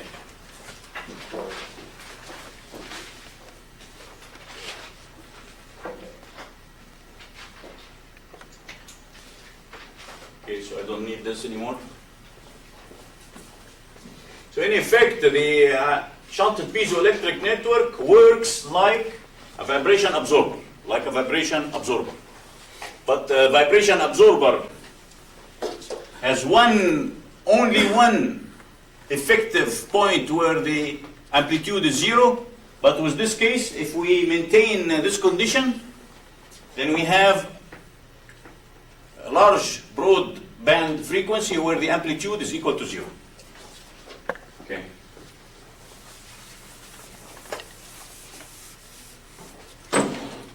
Now the homework problem, the first homework problem, I'm going to put on the primary system a shunted network that has resistance and inductance. So this would be exactly the same when we put here spring and a damper. Exactly the same. And when you drive the equations, you will see this magic number. For this case squared coupling will be the ratio between these two masses. This is stiffness ratio, but when you derive the equation for the spring mass damper, the mass ratio will be exactly like this. I'm going to write this as a note, and then we will not derive it. I will not get the expression for it.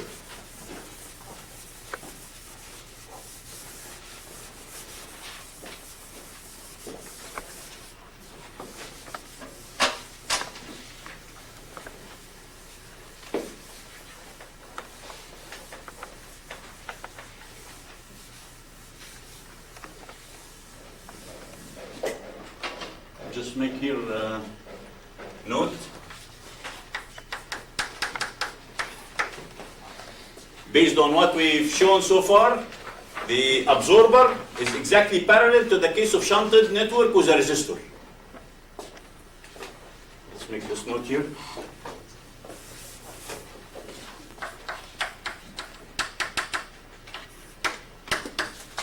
The vibration absorber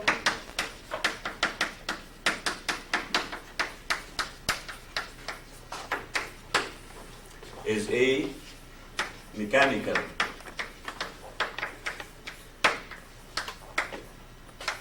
analogy of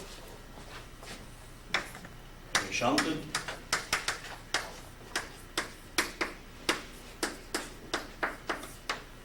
network,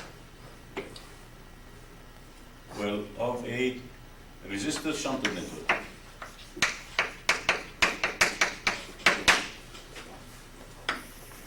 Number two,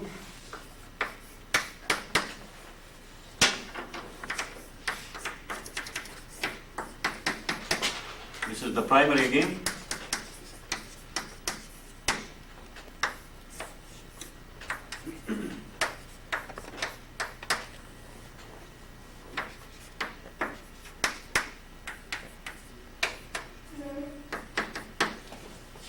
The dynamic absorber or damper will be equivalent to a LR shunted network.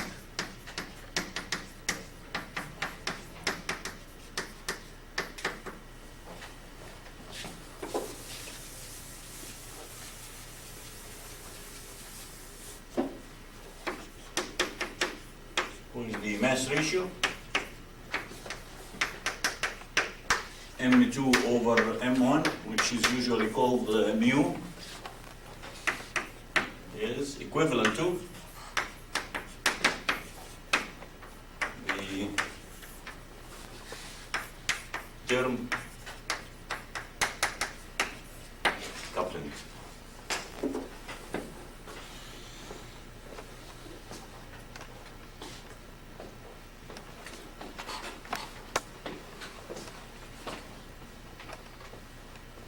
Okay, now we'll continue from what we've done last lecture.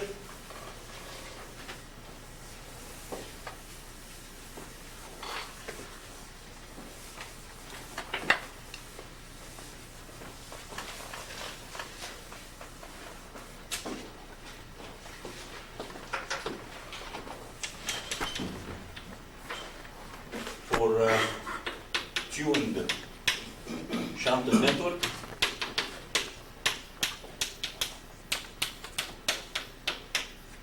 with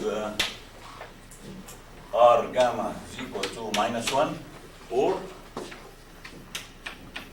the shunted resistor, I will select it such that it is equal to -1 over CS. Huh?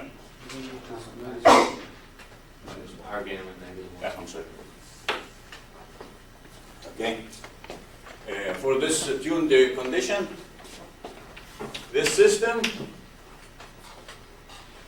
is not a practical system because there is no energy dissipation if I replace the resistance with a capacitance. Then this system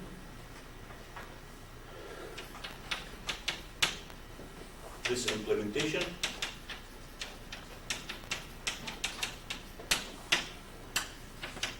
will result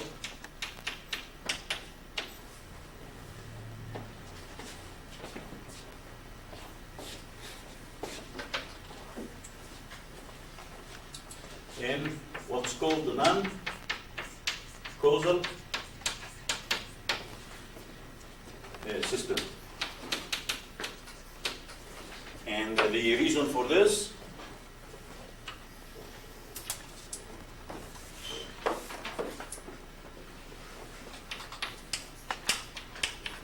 again because power dissipation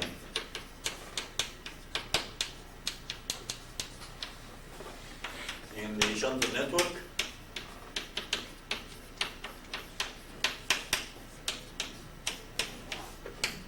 is equal to 0. Okay? What we will have is like this.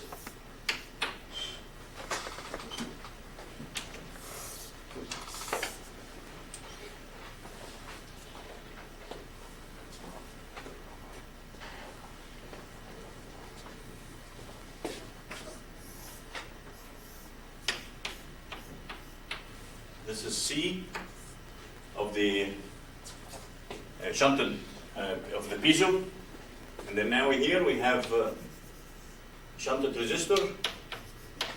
We have to replace this for good damping.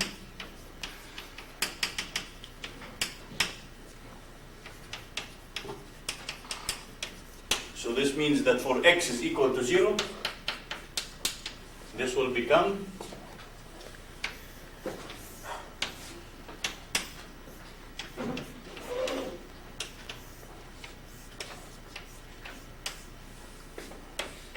minus C and C.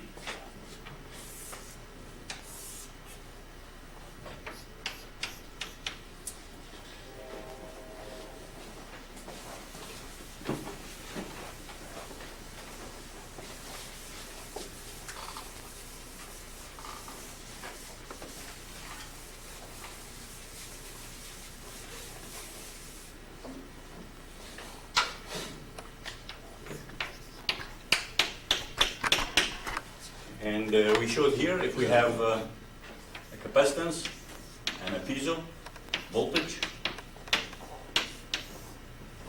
or an impedance here.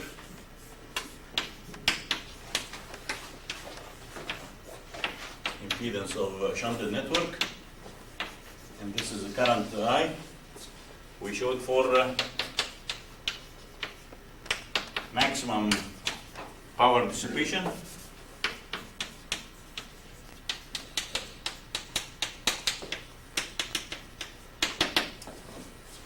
We have to have Z shunted network. I have to select it to be equal to Z P asterisk. Or if this has a resistance and capacitance, well,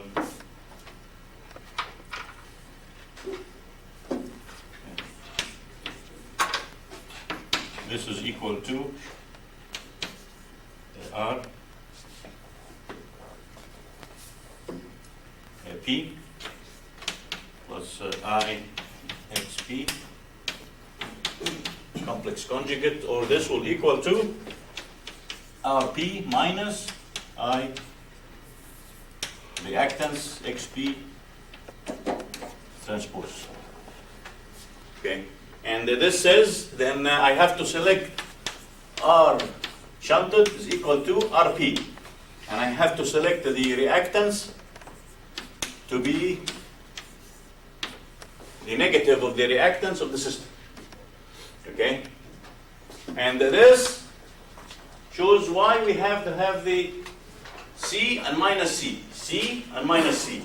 So this would be the capacitive term, and this is the resistive term.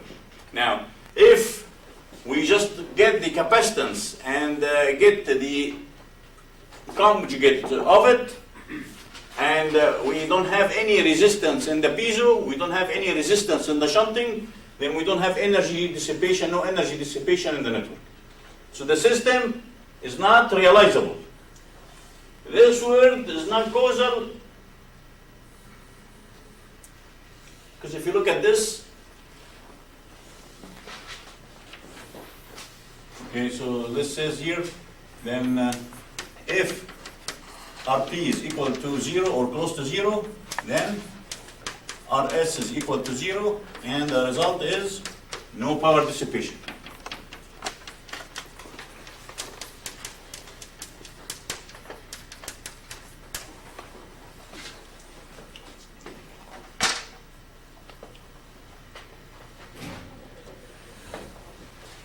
I take the voltage and I say the voltage is equal to 1 over C integral I dt.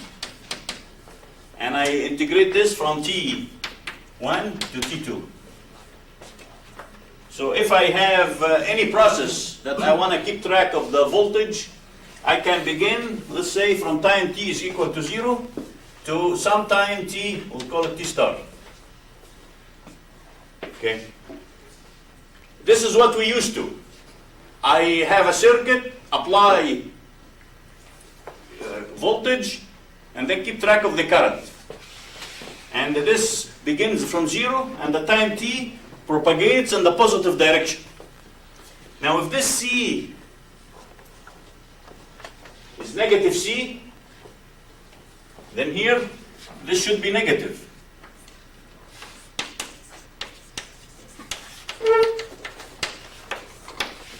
For negative C. And this means I can do the integration like this.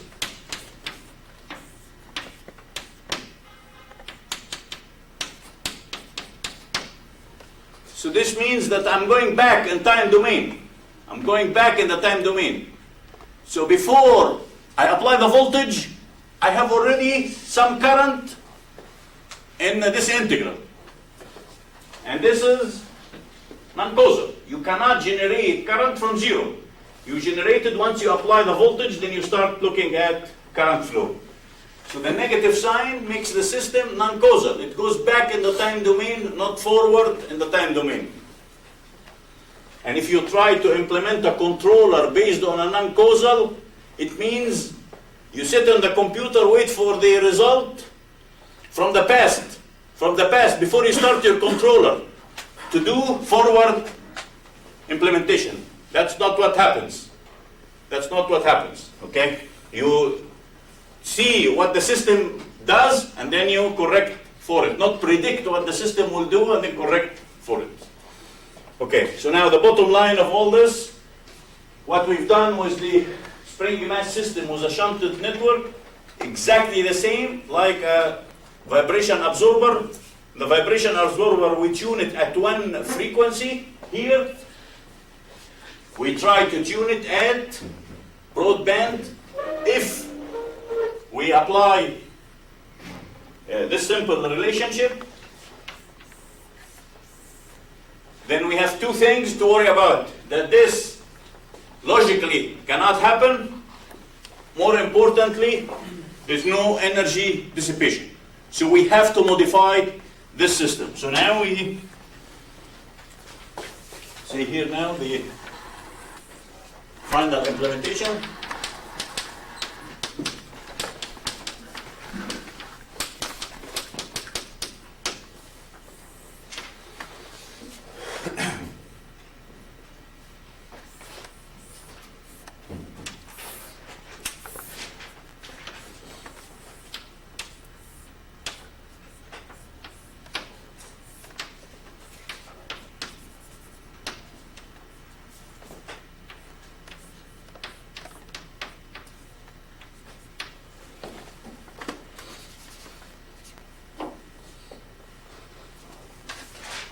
This is the piezo,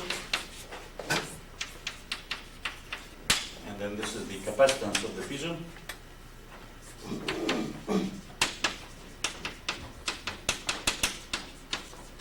And then this is the circuit that synthesizes negative capacitor.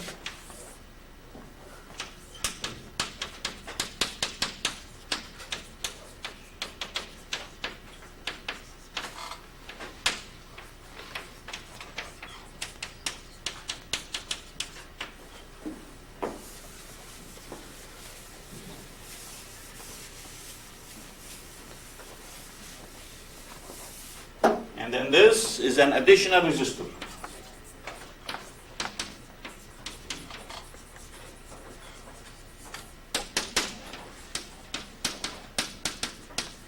For energy dissipation.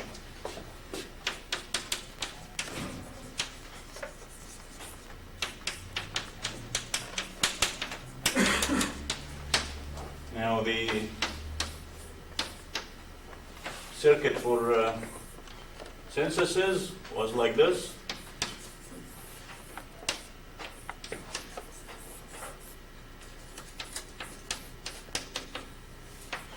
R volt input and current input. If I take this circuit and make a black box around this, What is the positive and negative percent? this is positive and negative, the pressure amplifier. If we take this box and reduce it to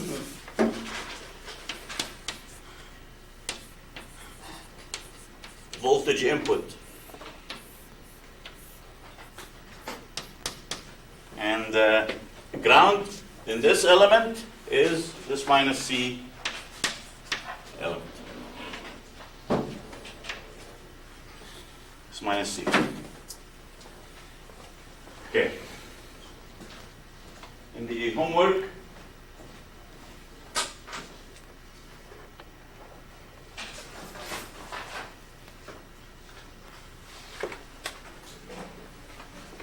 did you give your homework, Mario, or no?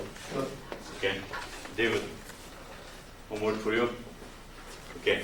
In the homework, the last problem is another circuit for implementing this negative capacitance. Okay. Now, the homework as the first problem is exactly what we've done here. And instead of this shunted network with resistance, we'll put it with resistance. Just before the third problem, I'll just give you two references.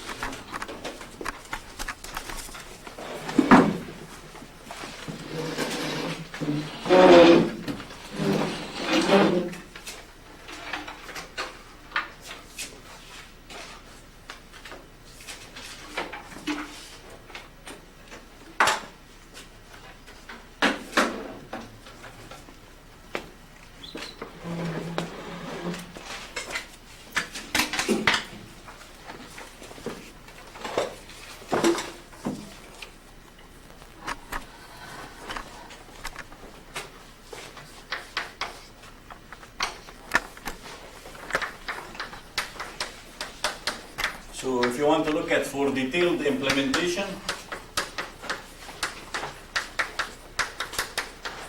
of the negative capacitor idea, C,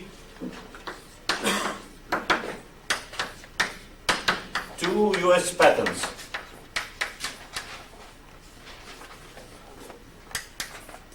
Browning and Win,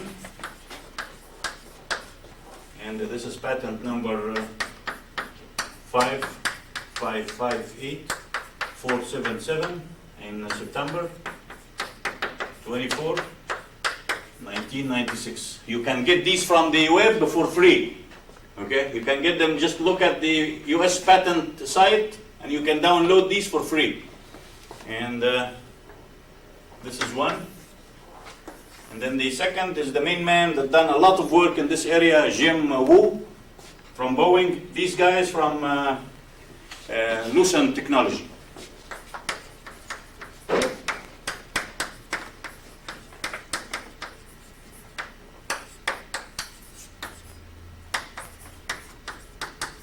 In Huntington Beach.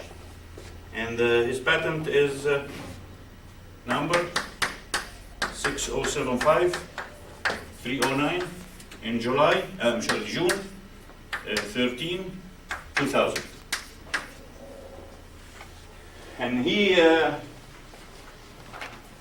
done a lot of work on rocket fairings. In the rocket that you launch satellites with it, you have a nose, and then inside this nose you put the payload. And during the launching of the rocket, all the fairing skin vibrates very large amplitude, and then it radiates sound, and it does a lot of damage to the payload. So his main job was looking at the Titan 4, which is the largest launching vehicle, and to put on the fairing shunted piezoelectric networks to quiet the shell, so you don't have sonic fatigue of the payload. Of course, you have to make this large enough because you don't know the payload today or tomorrow or the day after. So it says can adapt to many payload configuration. So they've done a lot of work on this area, and his work is fantastic in quieting this type of shell. Okay. Now for the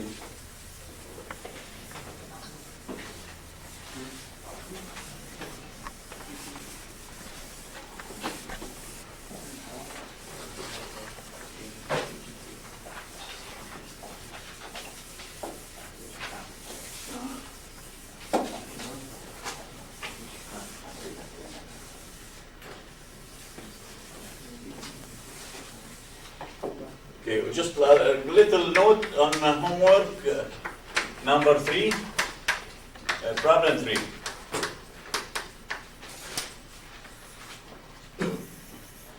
And just a little note like this, general note.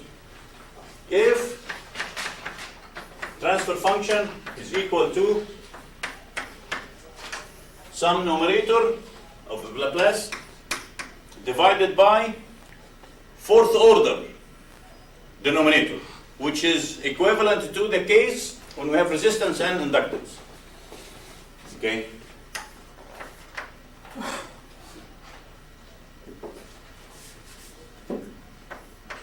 So I can have Laplace minus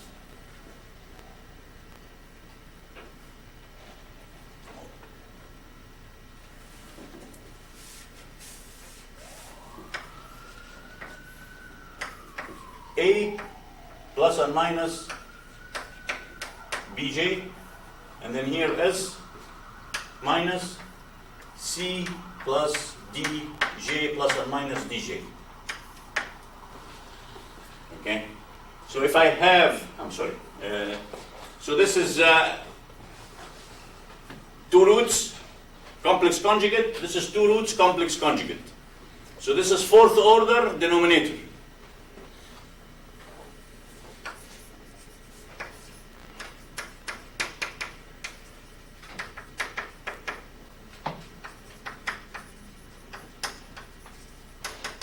And the same here. So I have total 4 roots. So I have 4 poles. And these 4 poles appears in pairs. So if we look at the S-plane,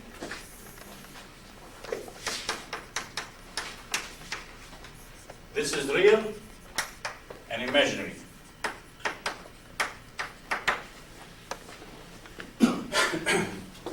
I can have poles at, let's say, stable at minus, at A and B, at A and C. And then I have the associated complex numbers with them is B and minus B. So this is A plus Bj, A minus Bj, and then I have similar story here. Let's say that this is D and minus B.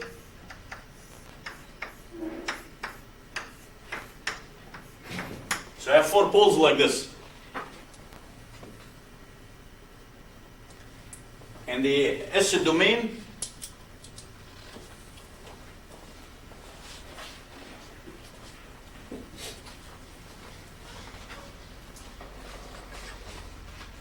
we know this axis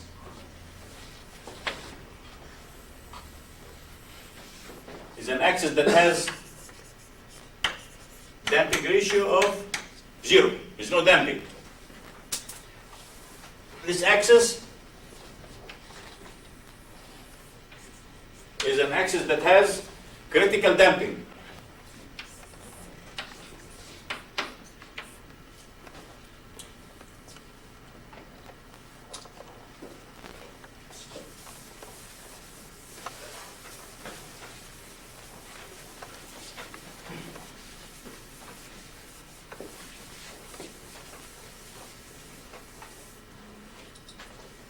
This is on the side. Again, real and imaginary. This is S plane. And for second order system,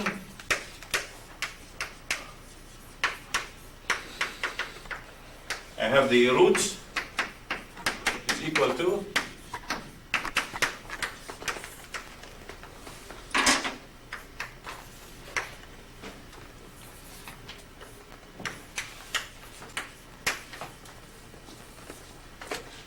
so I have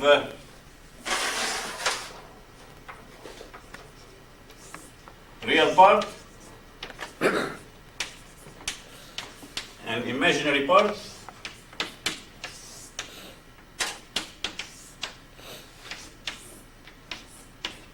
Equal the square root of 1 minus zeta squared omega n. Now,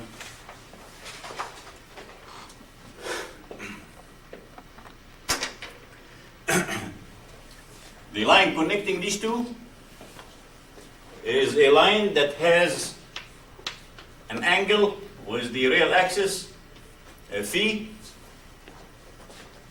such that cosine phi is equal to zeta omega n divided by the length of the hypotenuse, which is omega n. Because if I square this number and square this number, I add them up, this will be omega n. So the hypotenuse is omega n and the cosine of the angle is zeta.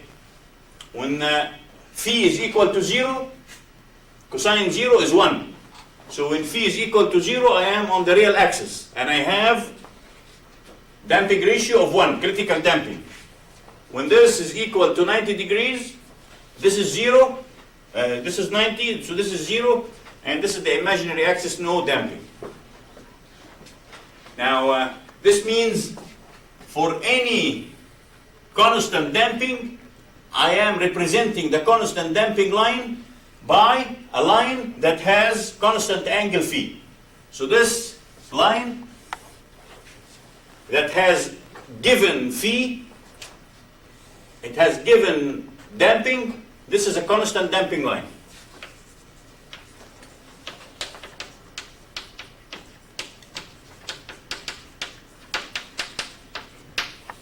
Now let's look here.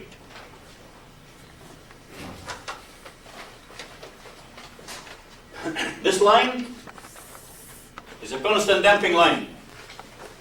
This line is another constant damping line. So if I have fourth order polynomial in the denominator, it has 4 roots and it has 2 damping. Okay? The system that has low damping will appear as vibration. The system that has high damping will die out very fast. Which one would I like most? The one that has high damping.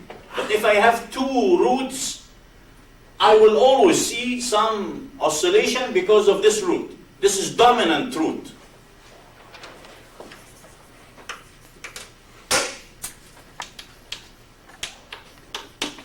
It has damping very close to the 0. So very little damping. This one has high damping. If I want to, say, switch the dominant root to here, this will come back here, this will be the dominant, and this will make the response of the system oscillatory. So now if I want to get the best out of a 4-pole system, the best one is when these two coalesce or coincide on top of each other. I cannot get the best better than this, because if this is high and this is low, and I move them, they flip over, the high becomes the low and the low becomes high, I still have the same problem. But if I come and bring them and they coalesce, I have the best damping that I could ever have. That's what this problem says. If I have to have the best damping from a system that has resistance and inductance, the poles have to coalesce.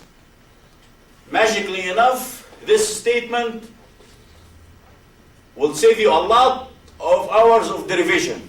Okay? Just saying this will make the derivation for the optimal conditions for the shunted network very fast. And here they are. When we were students in the undergraduate school, we took the derivation of Den Hartog, which is very similar to this. And it takes pages and pages and hours of derivation. If you don't believe me, look at Den Hartog book and look at the optimum condition for a damper. Again, I said,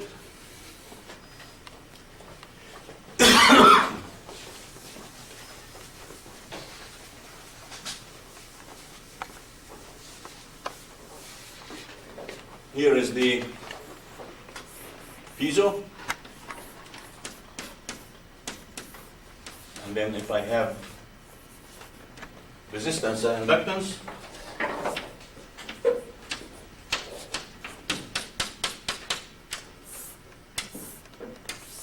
this is equivalent to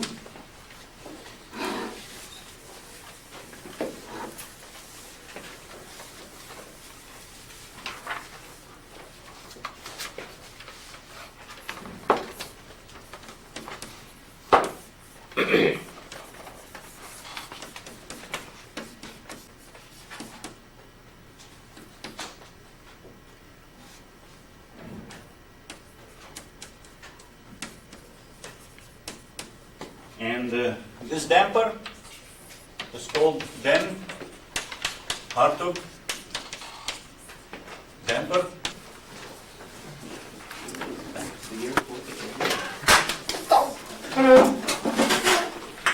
Okay. It was really supposed to work I prove out. it, huh? Yeah, it's supposed to be the same as I gave you.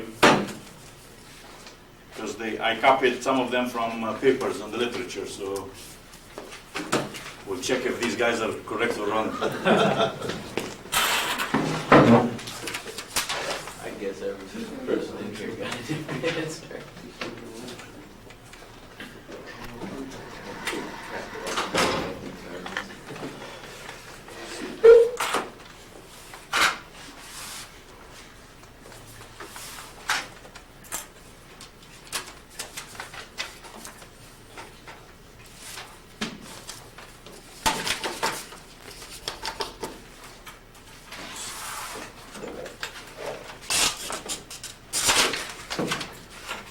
Okay, so we'll try to wrap this section up today.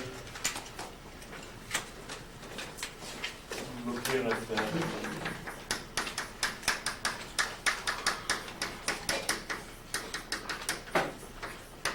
finite element modeling. Of rods with shunted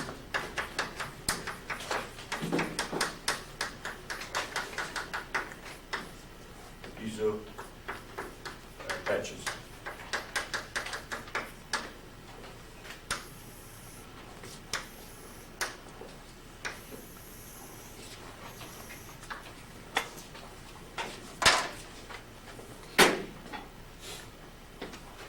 What I've done so far,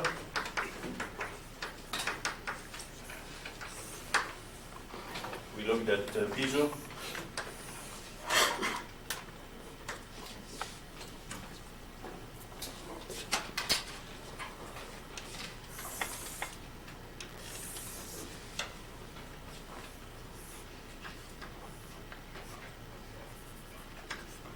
Alone.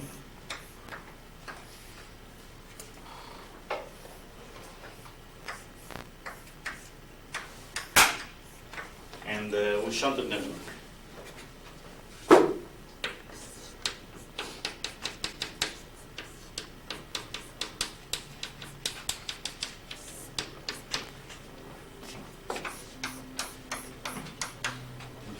capacitance, and then here is the shunted network.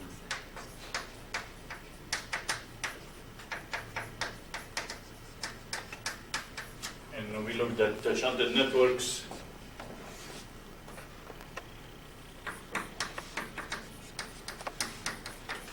With the resistance and inductance. Then the second thing that we did, we looked at the piezo in spring mass system.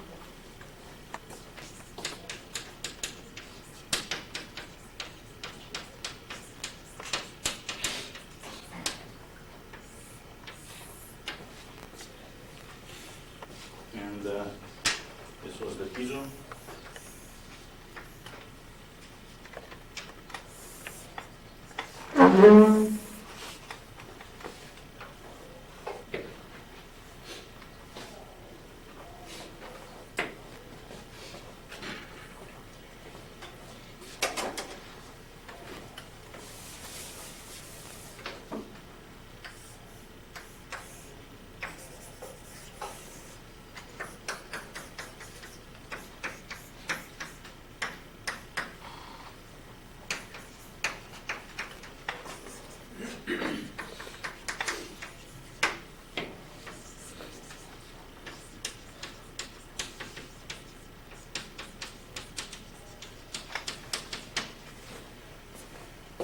Okay, the first part,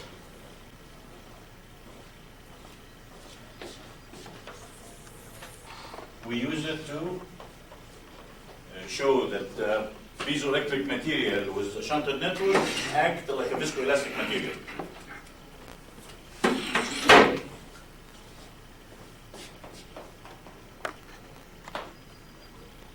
Piezo patch plus shunted network.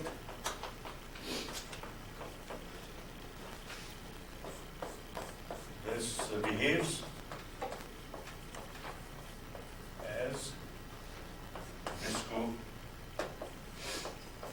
viscoelastic material.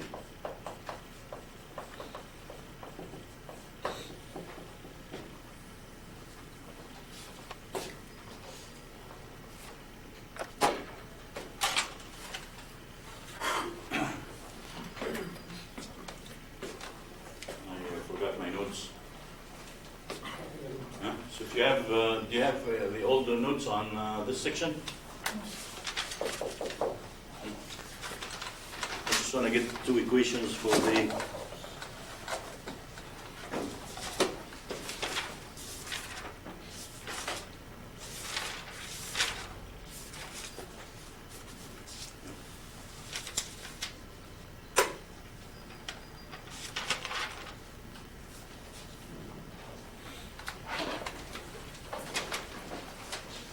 for this material, we found out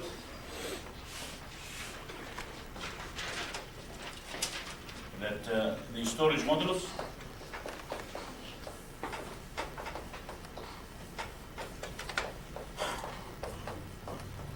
we can write it down as 1 minus the electromechanical coupling factor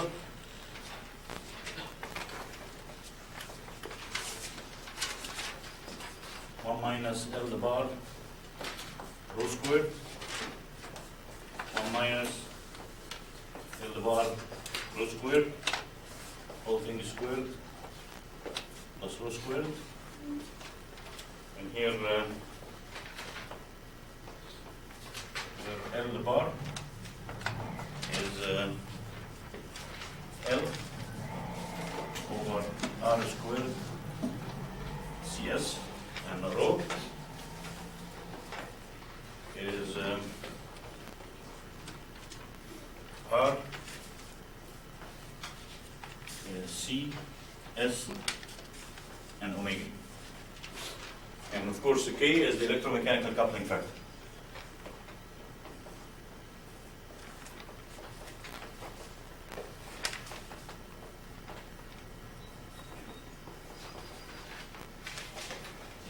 Okay, so this is E prime.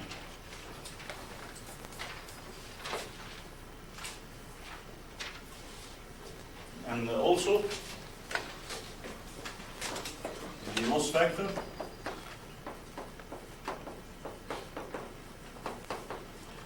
is equal to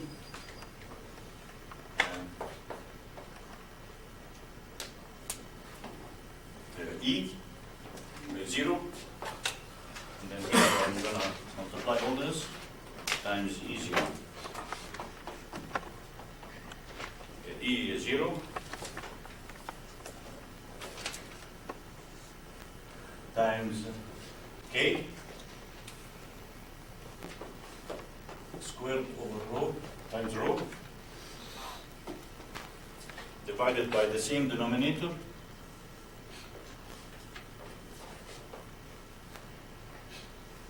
and then the whole thing is divided by E prime.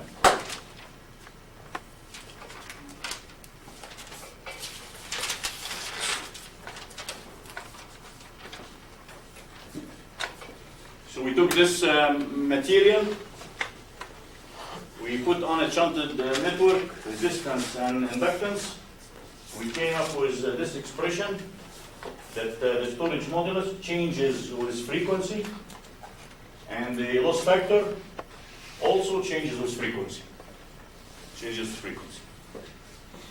Okay, so that's one major step. Second step, we took the material and we integrated with a spring mass system. And the reason for this, we looked at the response of the system, and the response of the system now depends on how much the stiffness of the piezo compared to the stiffness of the structure. The response of a system, this system is 1 degree of freedom system. And we found the response, which is x of the mass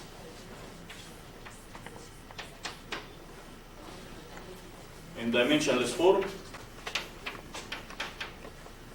And we found this response for two cases. For resistive shunting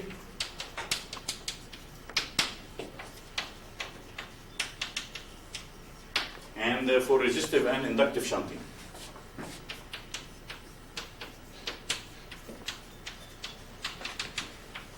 And the homework had series and parallel combination of these two.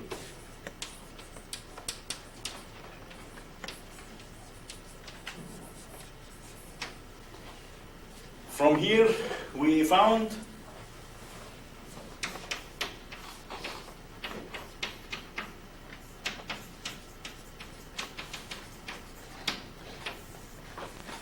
in a series, I like to tune the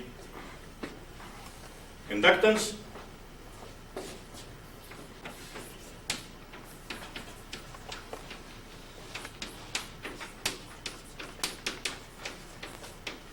such that the inductance is equal to 1 over CS omega squared. And the omega squared is the omega that we are interested in tuning the system at it, so we'll call it omega n. Tuning frequency. Okay, then we've done a couple more things. 3. We looked at synthesized inductance, and these are very important for low frequency application.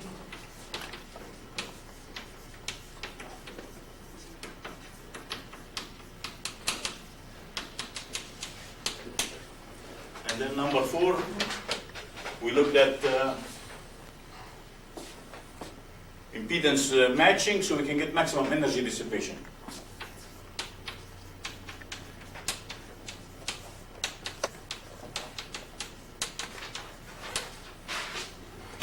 Impedance matching between the piezo and the shunted network.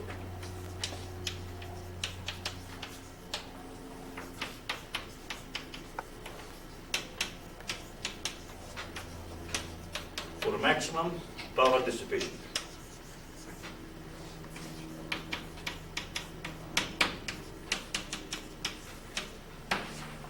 Now what is left, we know how this alone behaves, how this behaves if we couple it with a spring mass system, and we showed that this case is corresponding to an absorber, this case is corresponding to a Den-Hartog damper. Now what is left now, instead of system with single degree of freedom, we'll put it in a system that has many degrees of freedom. And I selected this case, just simple case, so you can see how we can model this, and I'll do it with 2 ways. The first way, I'm going to use these equations. The second way will be more powerful than this, okay? And I'll say here now, for finite element modeling, I'll do 2 methods.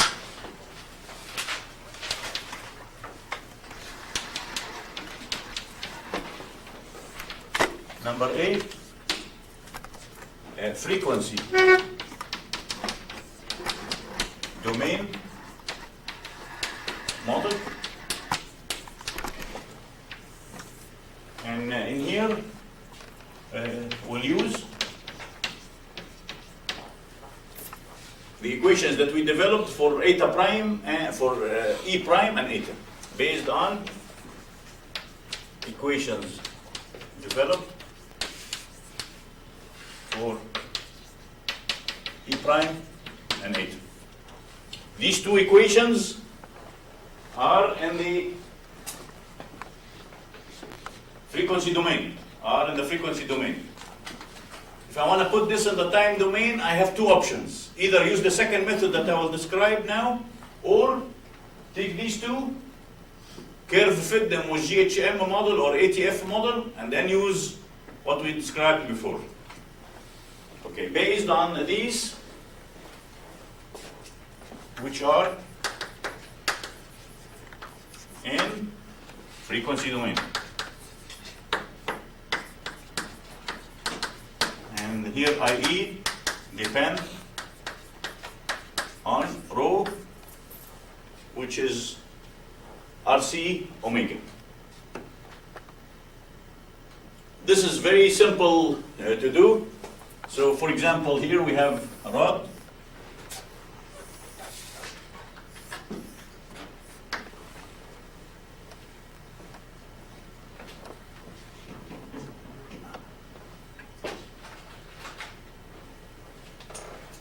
And I'll take this rod and divide it into elements. For example, one of these elements has the piezo material on it.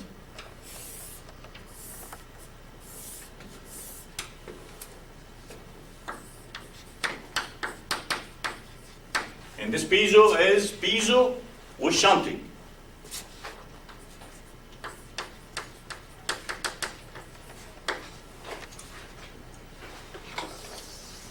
And this element, for example, has a node here I, node here J.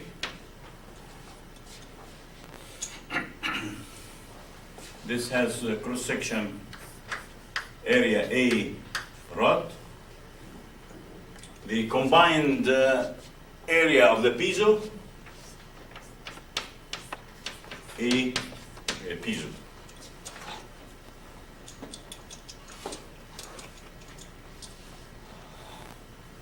And then if I take this element and draw coordinate system local inside it, so this is X, and this is the length of the element, and I'm going to make the length of the element italic L to distinguish it from the inductance.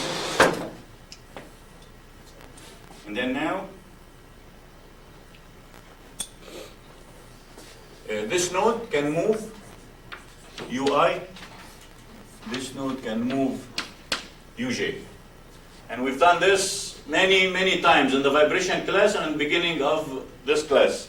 So now I can write down kinetic energy, potential energy of the system, get the mass matrix and the stiffness matrix, and then solve the problem after we assemble the elements one by one. So here, the kinetic energy is equal to T, and we'll call it T to distinguish it from the stress T.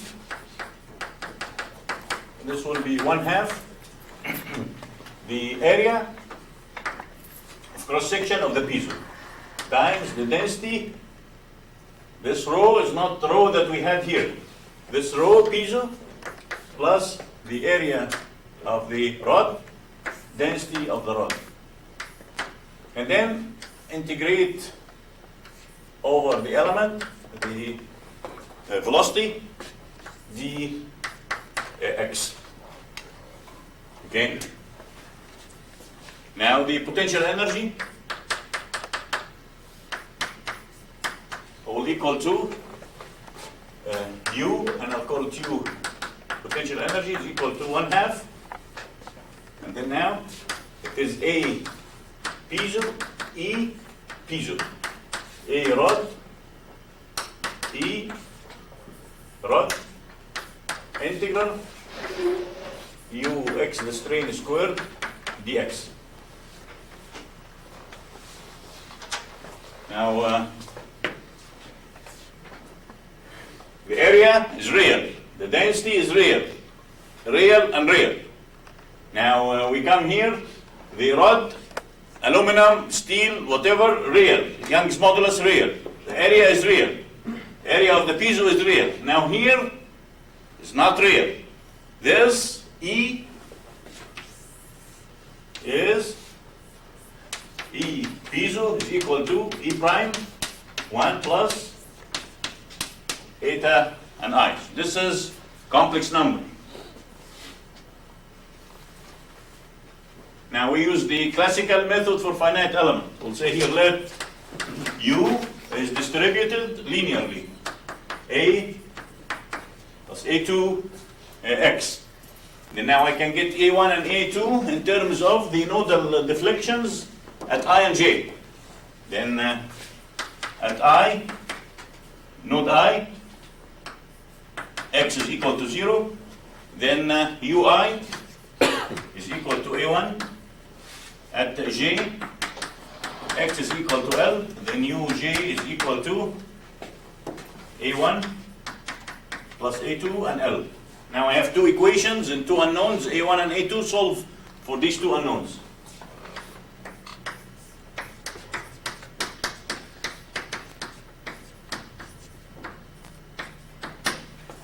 Okay, now we solve for this.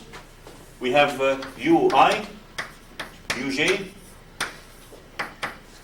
and then we have here 1, 0, 1, and L, A1 and A2. I want to get the A1 and A2, get the inverse of this matrix, multiplied times the nodal deflection vector. Then now, I can write this U like this. 1 and X times the A1 and A2. And I'll replace the A1 and A2 from here.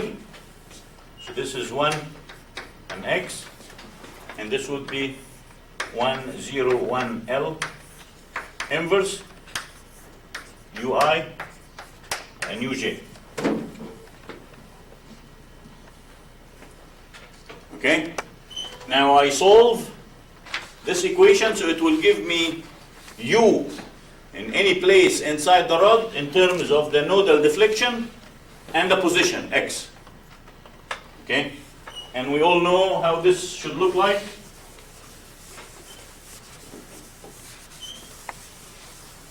So this will give us U is equal to 1 minus x over L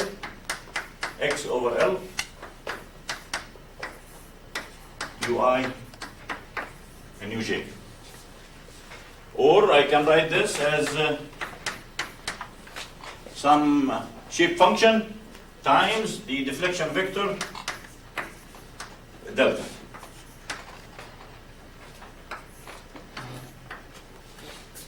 Now I'll take this equation and substitute it in the kinetic energy, potential energy, extract the stiffness and mass matrices.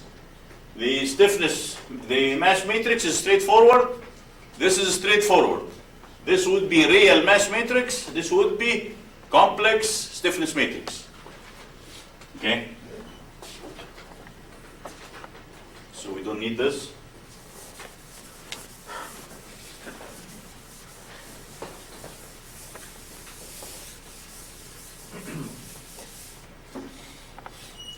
Now from here,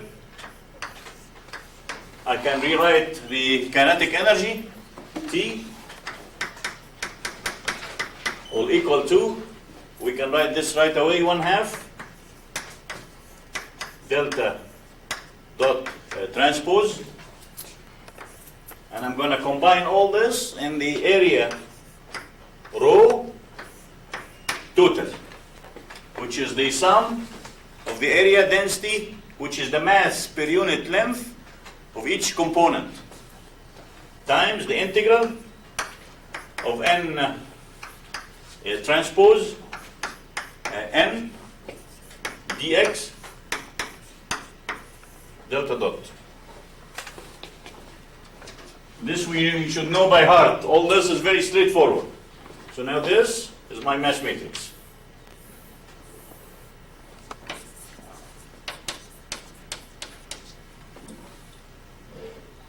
And similarly, I can get the stiffness matrix by plugging in this equation in this energy equation.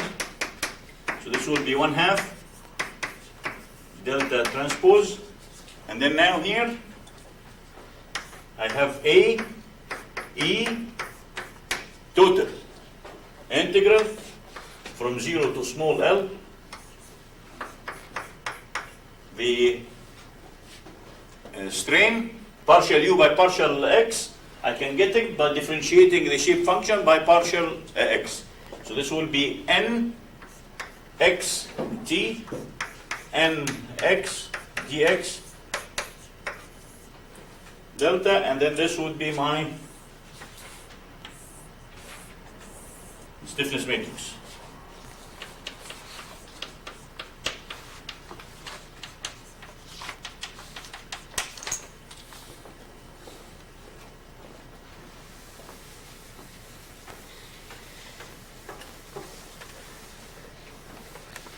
And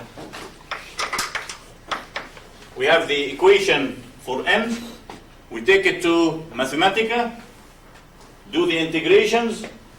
The integration is between finite limits, so all this will be constants. And the result will be the mass matrix will equal to A total times the length of the element divided by 6, 2, 1, 1 and 2. And the stiffness matrix will equal to AE total divided by L, 1 minus 1 minus 1 and 1. So this is as if this is just a regular rod, and these are the equations for a regular rod. If it is not treated as piezoelectric, so this is A rho of rod, L of the element, AE of the rod, and L of the element. So this is exactly as if it is rod. Now we put the piezoelectric material, we increase the mass per unit length, we increase the stiffness. Now the stiffness here is not a real number, this complex number.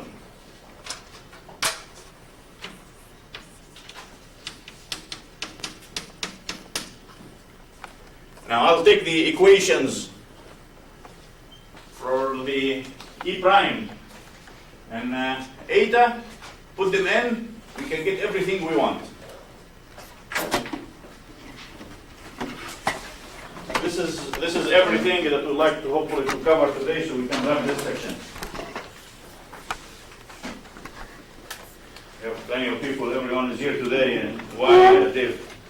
Huh? Very nice outside. We could all leave. Okay, so you take the Mario? No. Oh boy. Okay. So we'll give you one, and then we'll get you.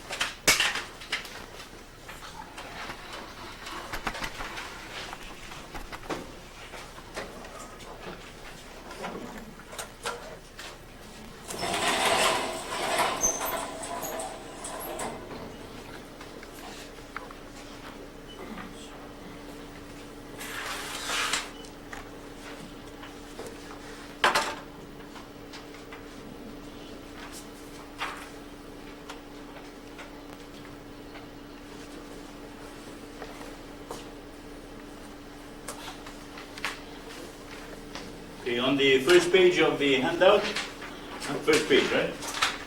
Yeah, this program is the first page.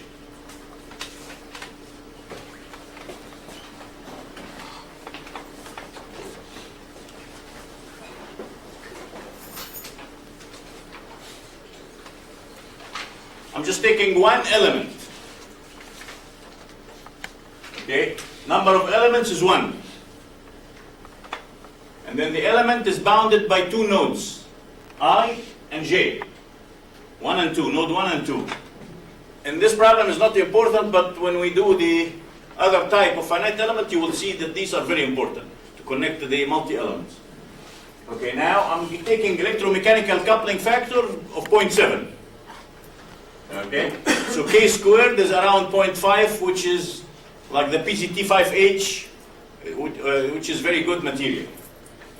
Now, this number R is the resistance for the shunting network. This I got it by trial and error. Okay, so this number, I change it by myself. Now there is here Li, which is the inductance. The inductance, I got it from this equation. From this equation. The inductance is 1 over the capacitance at constant strain over omega squared. Okay. CAP is the capacitance at constant strain. At constant strain, which is the capacitance at constant stress times 1 minus K squared. Okay. Now, the capacitance at constant strain, at constant stress, is equal to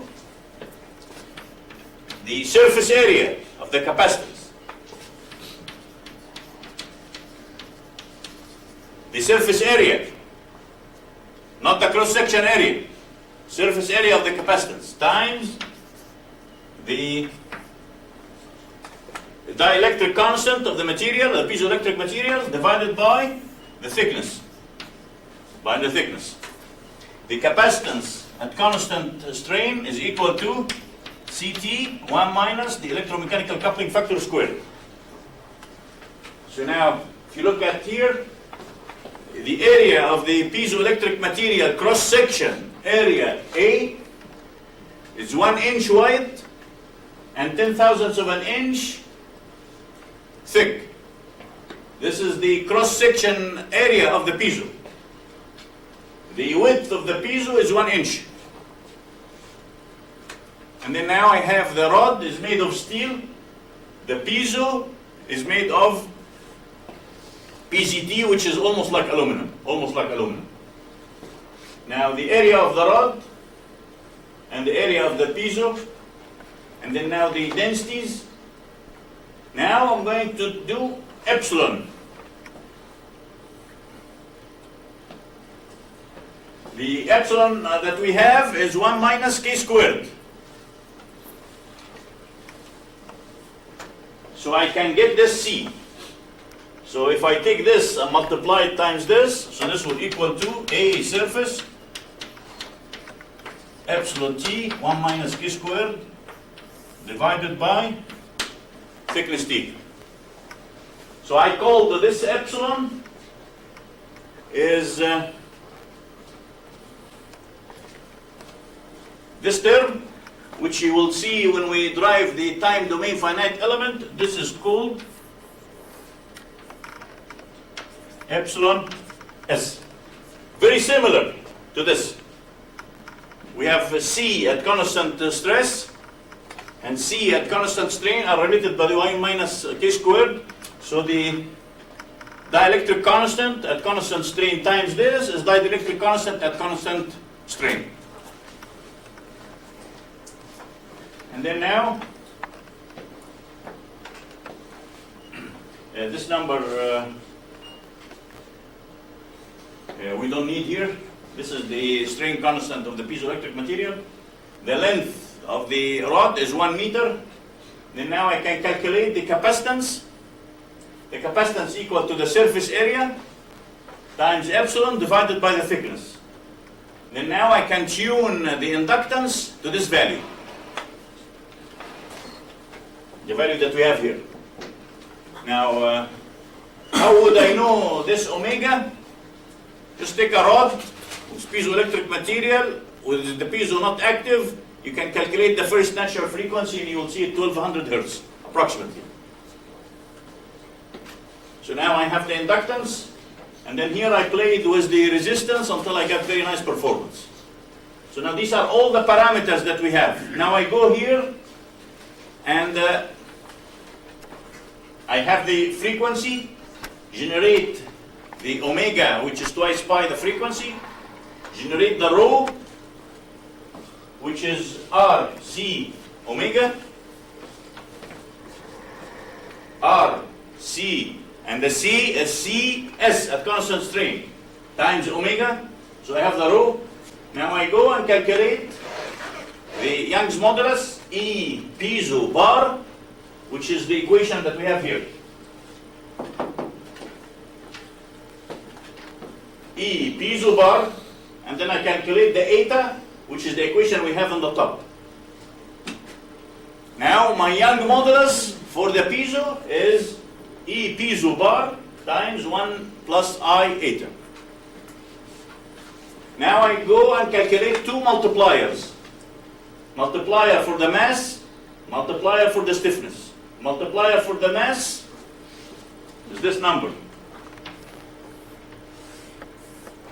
This is FMS, and this number is FKS, multiplier for the stiffness. Now if this is one element, and I have one side fixed, then for a cantilever, I will eliminate the row and the column, corresponding to the fixed end. So for a fixed cantilever rod, the mass matrix is just 2 times this, and the stiffness matrix is just 1 times this. And here they are.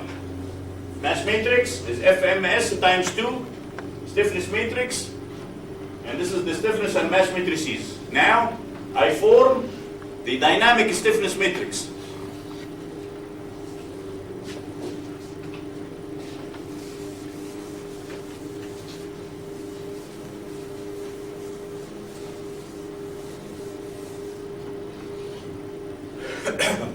We have M, for example, X double dot plus K X is equal to the applied force.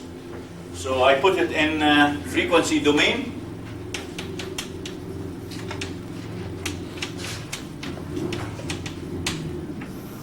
sinusoidal excitation of the force. So this will be minus m omega squared plus k, and then x is equal to f, and the response will equal to inverse times f. Now this m is real. This k is not real because the I is in the E, and then I have omegas. I have omega and so on. So now I put everything here in this form. This is the transfer function that we have. Get the inverse of the transfer function. Multiply times the forcing function. Forcing function, I used 1 unit force. So now I get the deflection, and then get the absolute value because it is a complex number. Get the absolute value of the deflection. Now I'm going to repeat this as if the piezoelectric material is just a piezoelectric material without any shunting. Without any shunting. So there is no passive damping. So everything is the same except E piezo. E piezo is right here. E piezo is equal to E U, which is this number. Which is this number. Without any complex values, or at rho equal to 0, frequency equal to 0, this term will cancel out and we'll have only E0. So I'm using only this E, which is constant value. Real constant value. And then we just plot the result.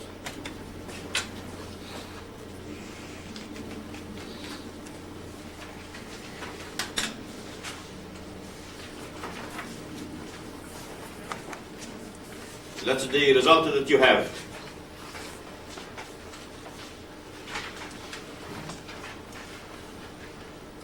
If you try different R's, you will see how things are, and this will be in the homework, so we can check the problem that had the optimum R star, and problem number 3 was this R, okay? So now you can see here the attenuation. This should be going to infinity. But I select the frequency spacing so I don't hit exactly the resonance. Because if I hit the resonance, the computer will overflow. So I'm just very close, so I show very high amplitude without going to infinity.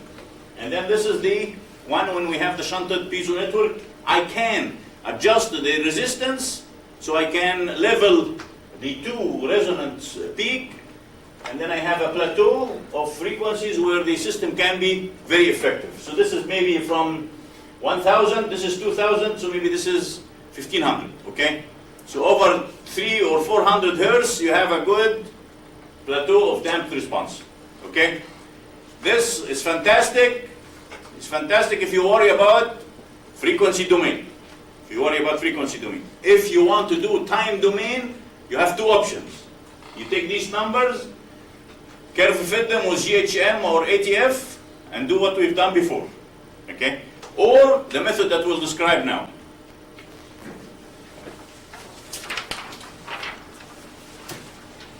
These beautiful graphs were done by Dr. Ham.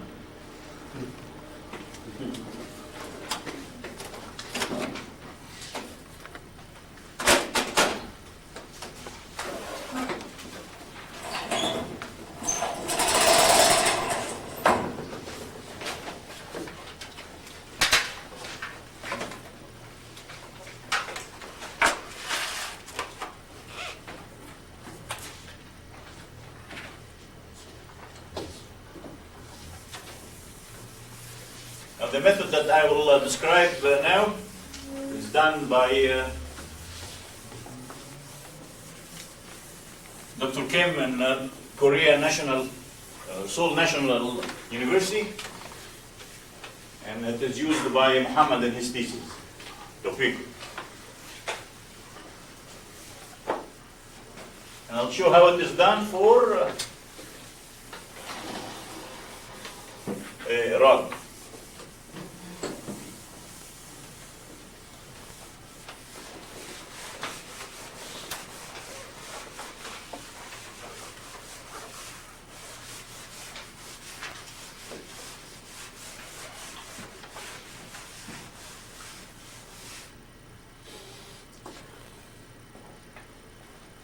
we've done in this method,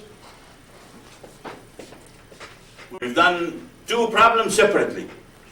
We've done the electric problem completely separate to get the expressions for the material, how the material behaves. And this was done completely electric. The finite element now is derived completely structural. So the structure and the electric are completely separated. Now I'll drive everything with coupling from the start between the electric and mechanical systems. The nice thing about this is that you can generate it in a time domain. You can do frequency domain if you want, but it's more general, and the two fields are done simultaneously.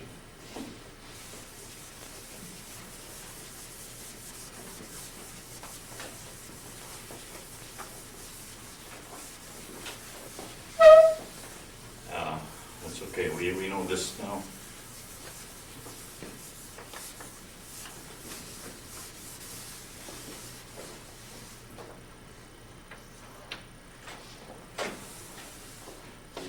So I'll do here number B, the time, domain,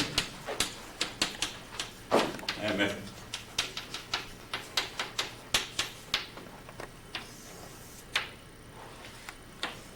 And the beginning point is the constitutive equations for piezo.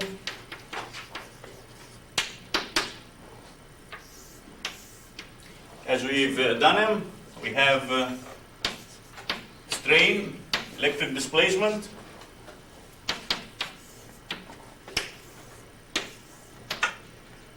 and we're relating them to the stress and the electric field. And here we have the compliance at constant field or zero field, and the piezoelectric strain constant parameter, and then the permittivity. So this is the strain. This is the electric displacement.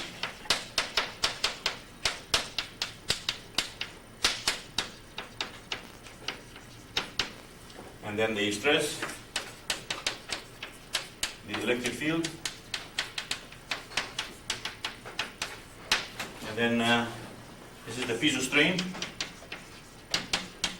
constant,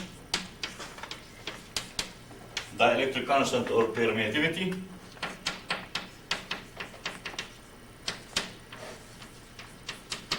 And this is the compliance at constant field or zero field. Now I'm going to reshuffle this equation and write this vector on this side.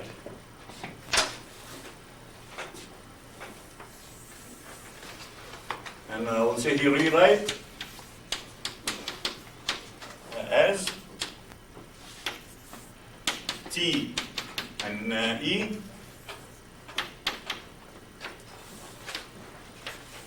and I'll write here the strain and the displacement.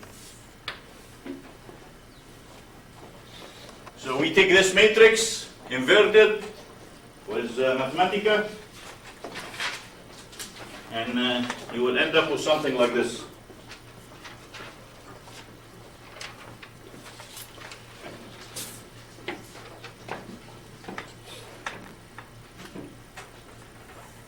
One over S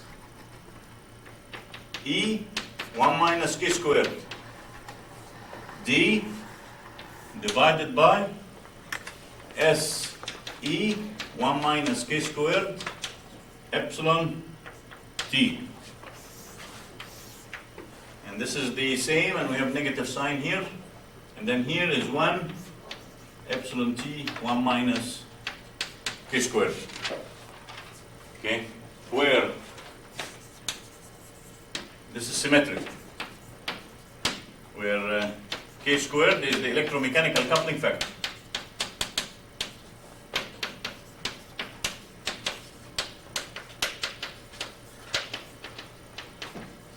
Which is d squared SE and then epsilon T.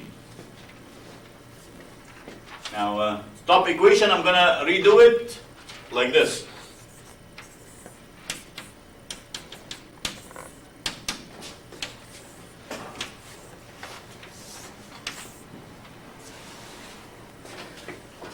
I'm going to call this term H. And this term, we have S, a constant field or zero field. When I multiply it by 1 minus K squared, and we switch the electric boundary condition from short circuit to open circuit, that's the relationship. So this would be 1 over SD. And the bottom, we just did it, and this would be 1 over epsilon S. And then the right hand side will be the strain S and D.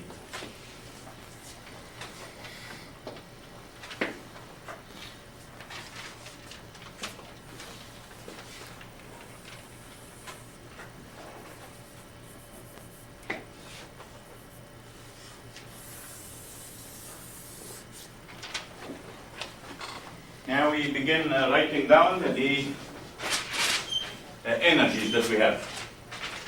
So we'll write down the mechanical energy as well as the electric energy. We have the kinetic energy. The kinetic energy will be, again, 1/2 area rod, rho rod, area piezo, rho piezo, integral from 0 to L, U dot squared, and dx. Potential energy now is equal to 1/2 integral from 0 to L, the strain, and then I have stress in the piezo and stress in the rod, d volume.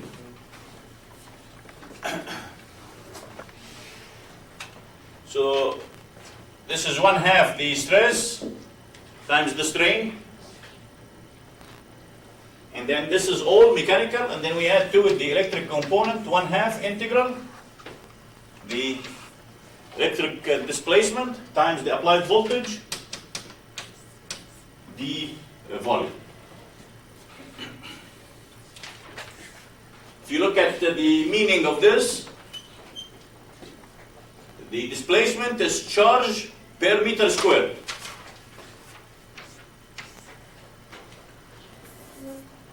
Let's write it down, Q per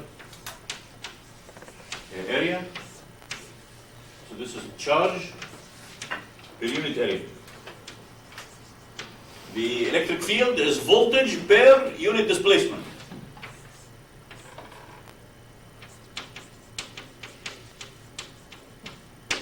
So if I take the charge times the voltage divided by the volume multiplied by the volume, so the result will be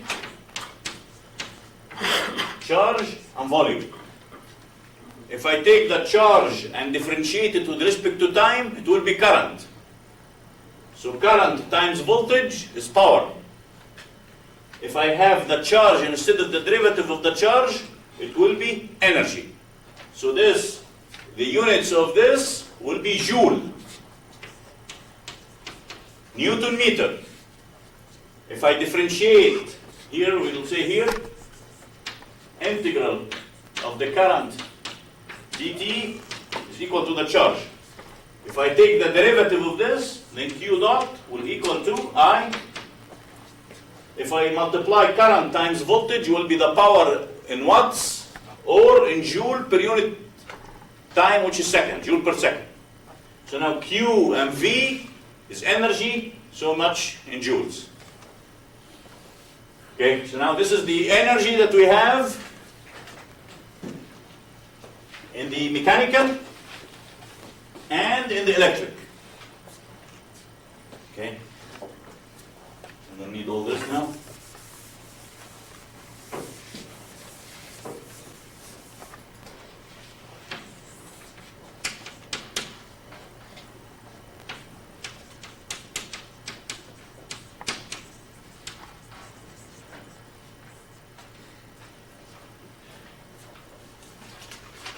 Okay. Here, this is charge, which I charge it into a capacitive element, which is the piezo material. This charge in the capacitance, I can charge it, I can discharge it, because the capacitance acts as spring. So this is an electric spring, so I can store it as potential energy. I cannot put here the resistance or the inductance. Okay? The resistance and inductance are external to the system. Again, we have the piezo, the system of the piezo, and the beam. And again, we're just assuming we have symmetry. So we have piezo here. This is the rod and the piezo. These have capacitances.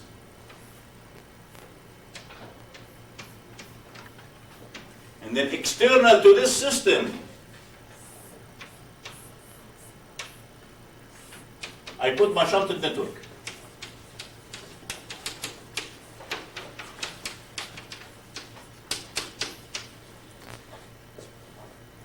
Okay, so if you look to this, we have again the same story here.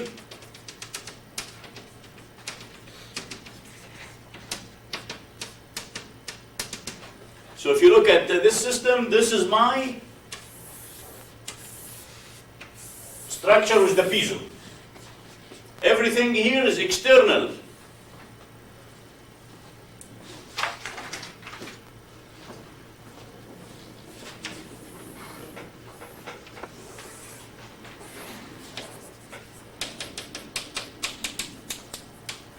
This is my rod / piezo. So now we wrote down the kinetic energy of the structure, the stored energy in the structure,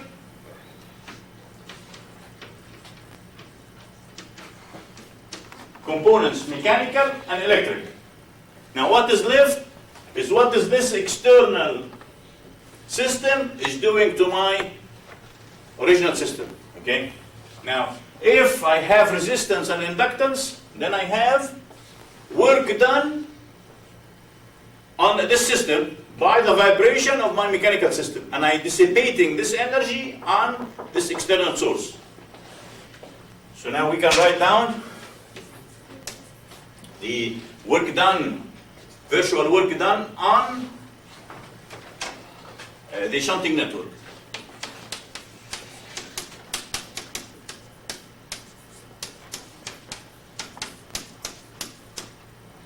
And this work done is negative because I'm dissipating it into the system.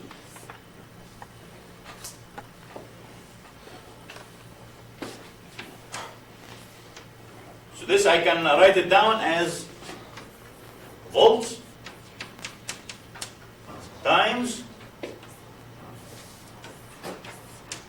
del charge.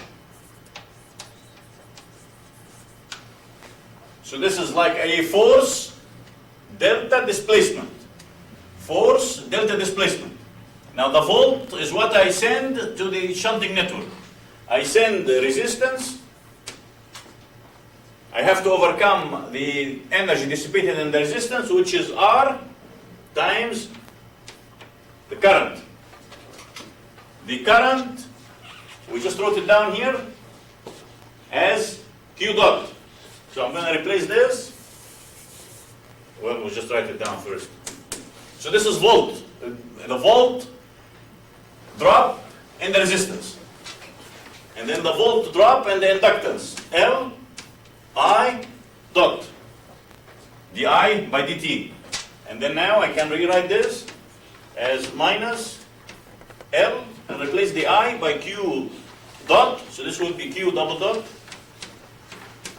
plus R Q dot del Q.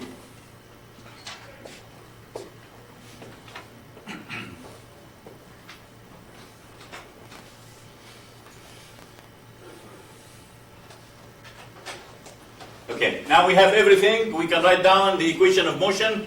All what we need now is to put everything in terms of the displacement and one variable, electric variable.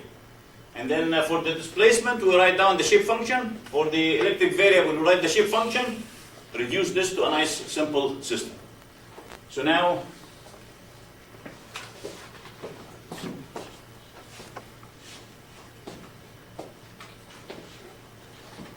we need all this now.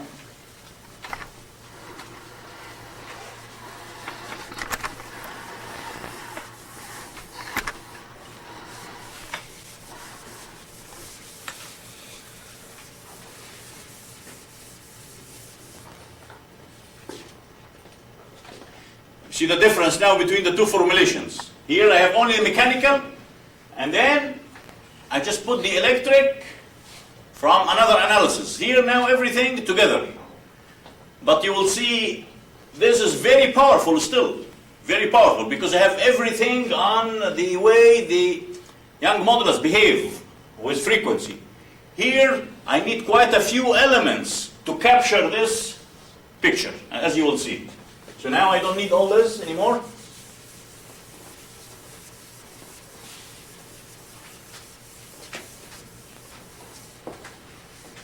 And then we'll do very similar analysis to this.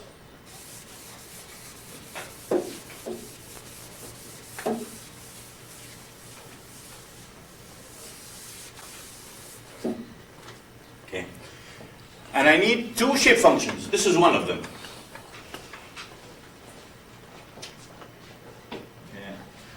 To extract, again, stiffness and mass matrices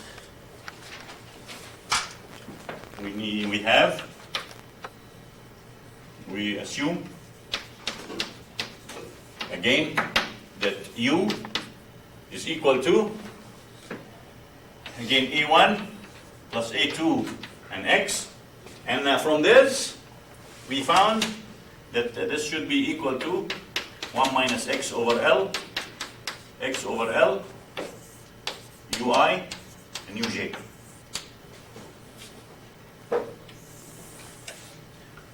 I'm going to do the same for the electric displacement. This is for the mechanical field, displacement field. I'm going to do the same for the electric field. I'm going to say this is the same. So this will be exactly the same. Will come exactly the same. And then here we have Di and Dj. And then this would be, this is only true in this case. If you have plates or shells, this will be different. This will be different. Okay, now I'm not going to write them like this. I'm not going to write them like this. I'm going to write them in a matrix form.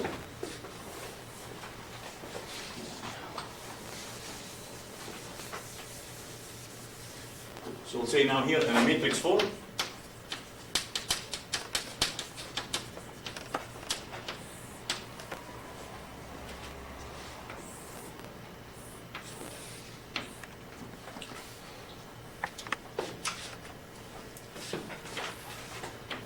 This is the node I and J. This is the piezo.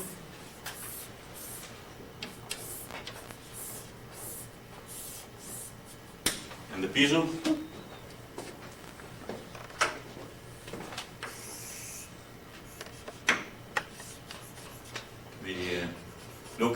shunted system.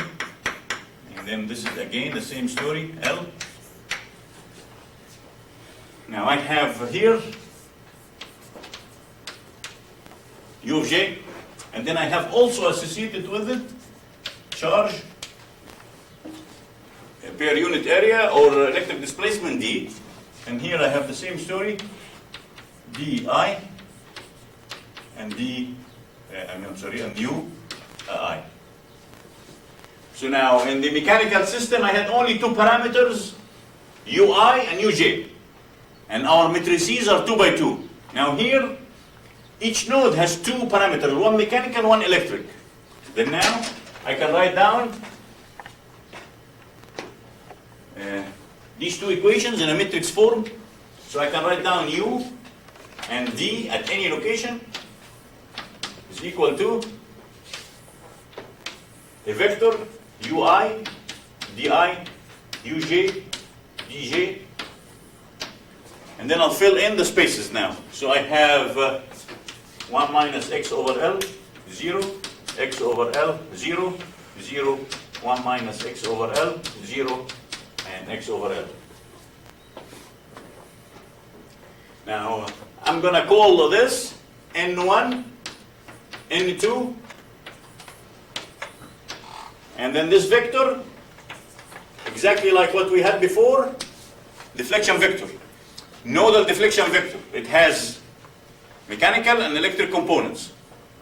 So now I can write from here, U is equal to N1 delta, and then I can write the electric displacement N2 delta. Now the rest is straightforward now. As we've done before, I take these numbers, plug them here, and before we do this plugging, we have to do some reduction from the equation of the piezo. So now I can replace the stress of the piezo from here. I can replace the electric voltage from this equation. And what will be left is the right-hand side, strain and electric displacement. The strain is partial U by partial X.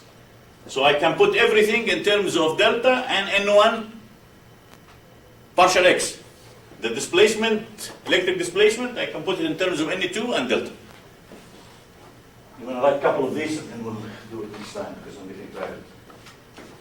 No, I'm not going to do it. I'll just show you some of the results first so you can see what will happen.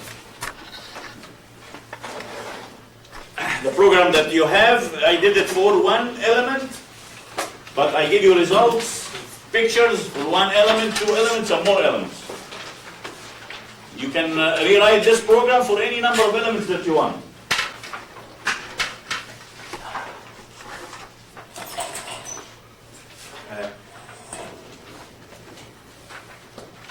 This term, as I said, this is the energy stored in the electric system.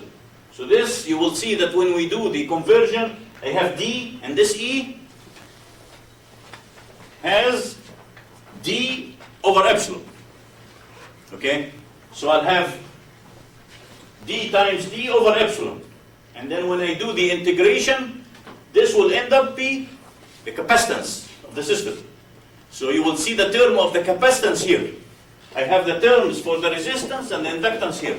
So all the dynamics of the electric circuit will appear directly.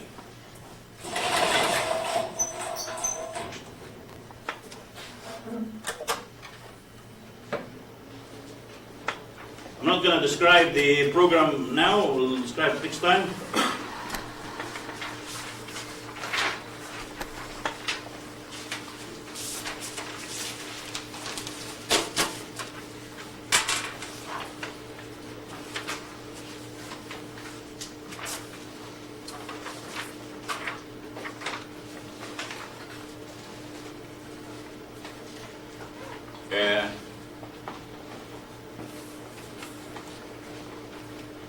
I assumed that the charge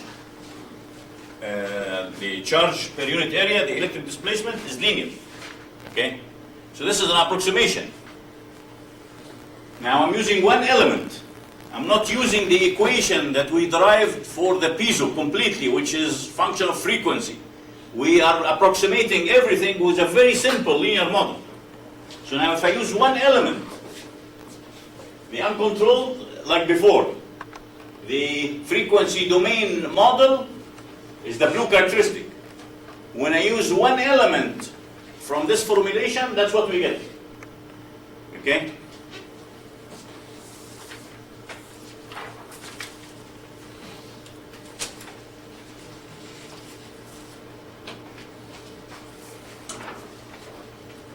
Now I use two elements. So now this peak shifts now in the right place.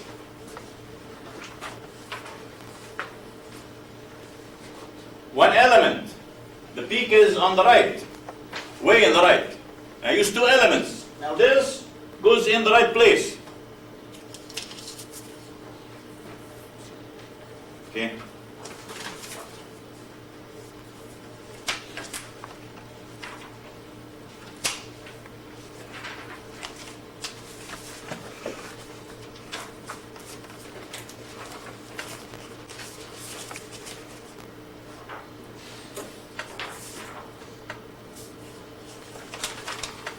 I don't think you have this, but you will generate them in the homeworks. So now if I put four elements, you see now what happens? I'm start leveling near this plateau. What is going on now here is exactly like the GHM model. One oscillator, two oscillators, four oscillators, until we get the complete map of the E prime and eta. So now you can capture everything. Okay? Fine. We have maybe a half lecture next time, then we kiss this chapter goodbye. Have a good evening, and we'll see you on Thursday.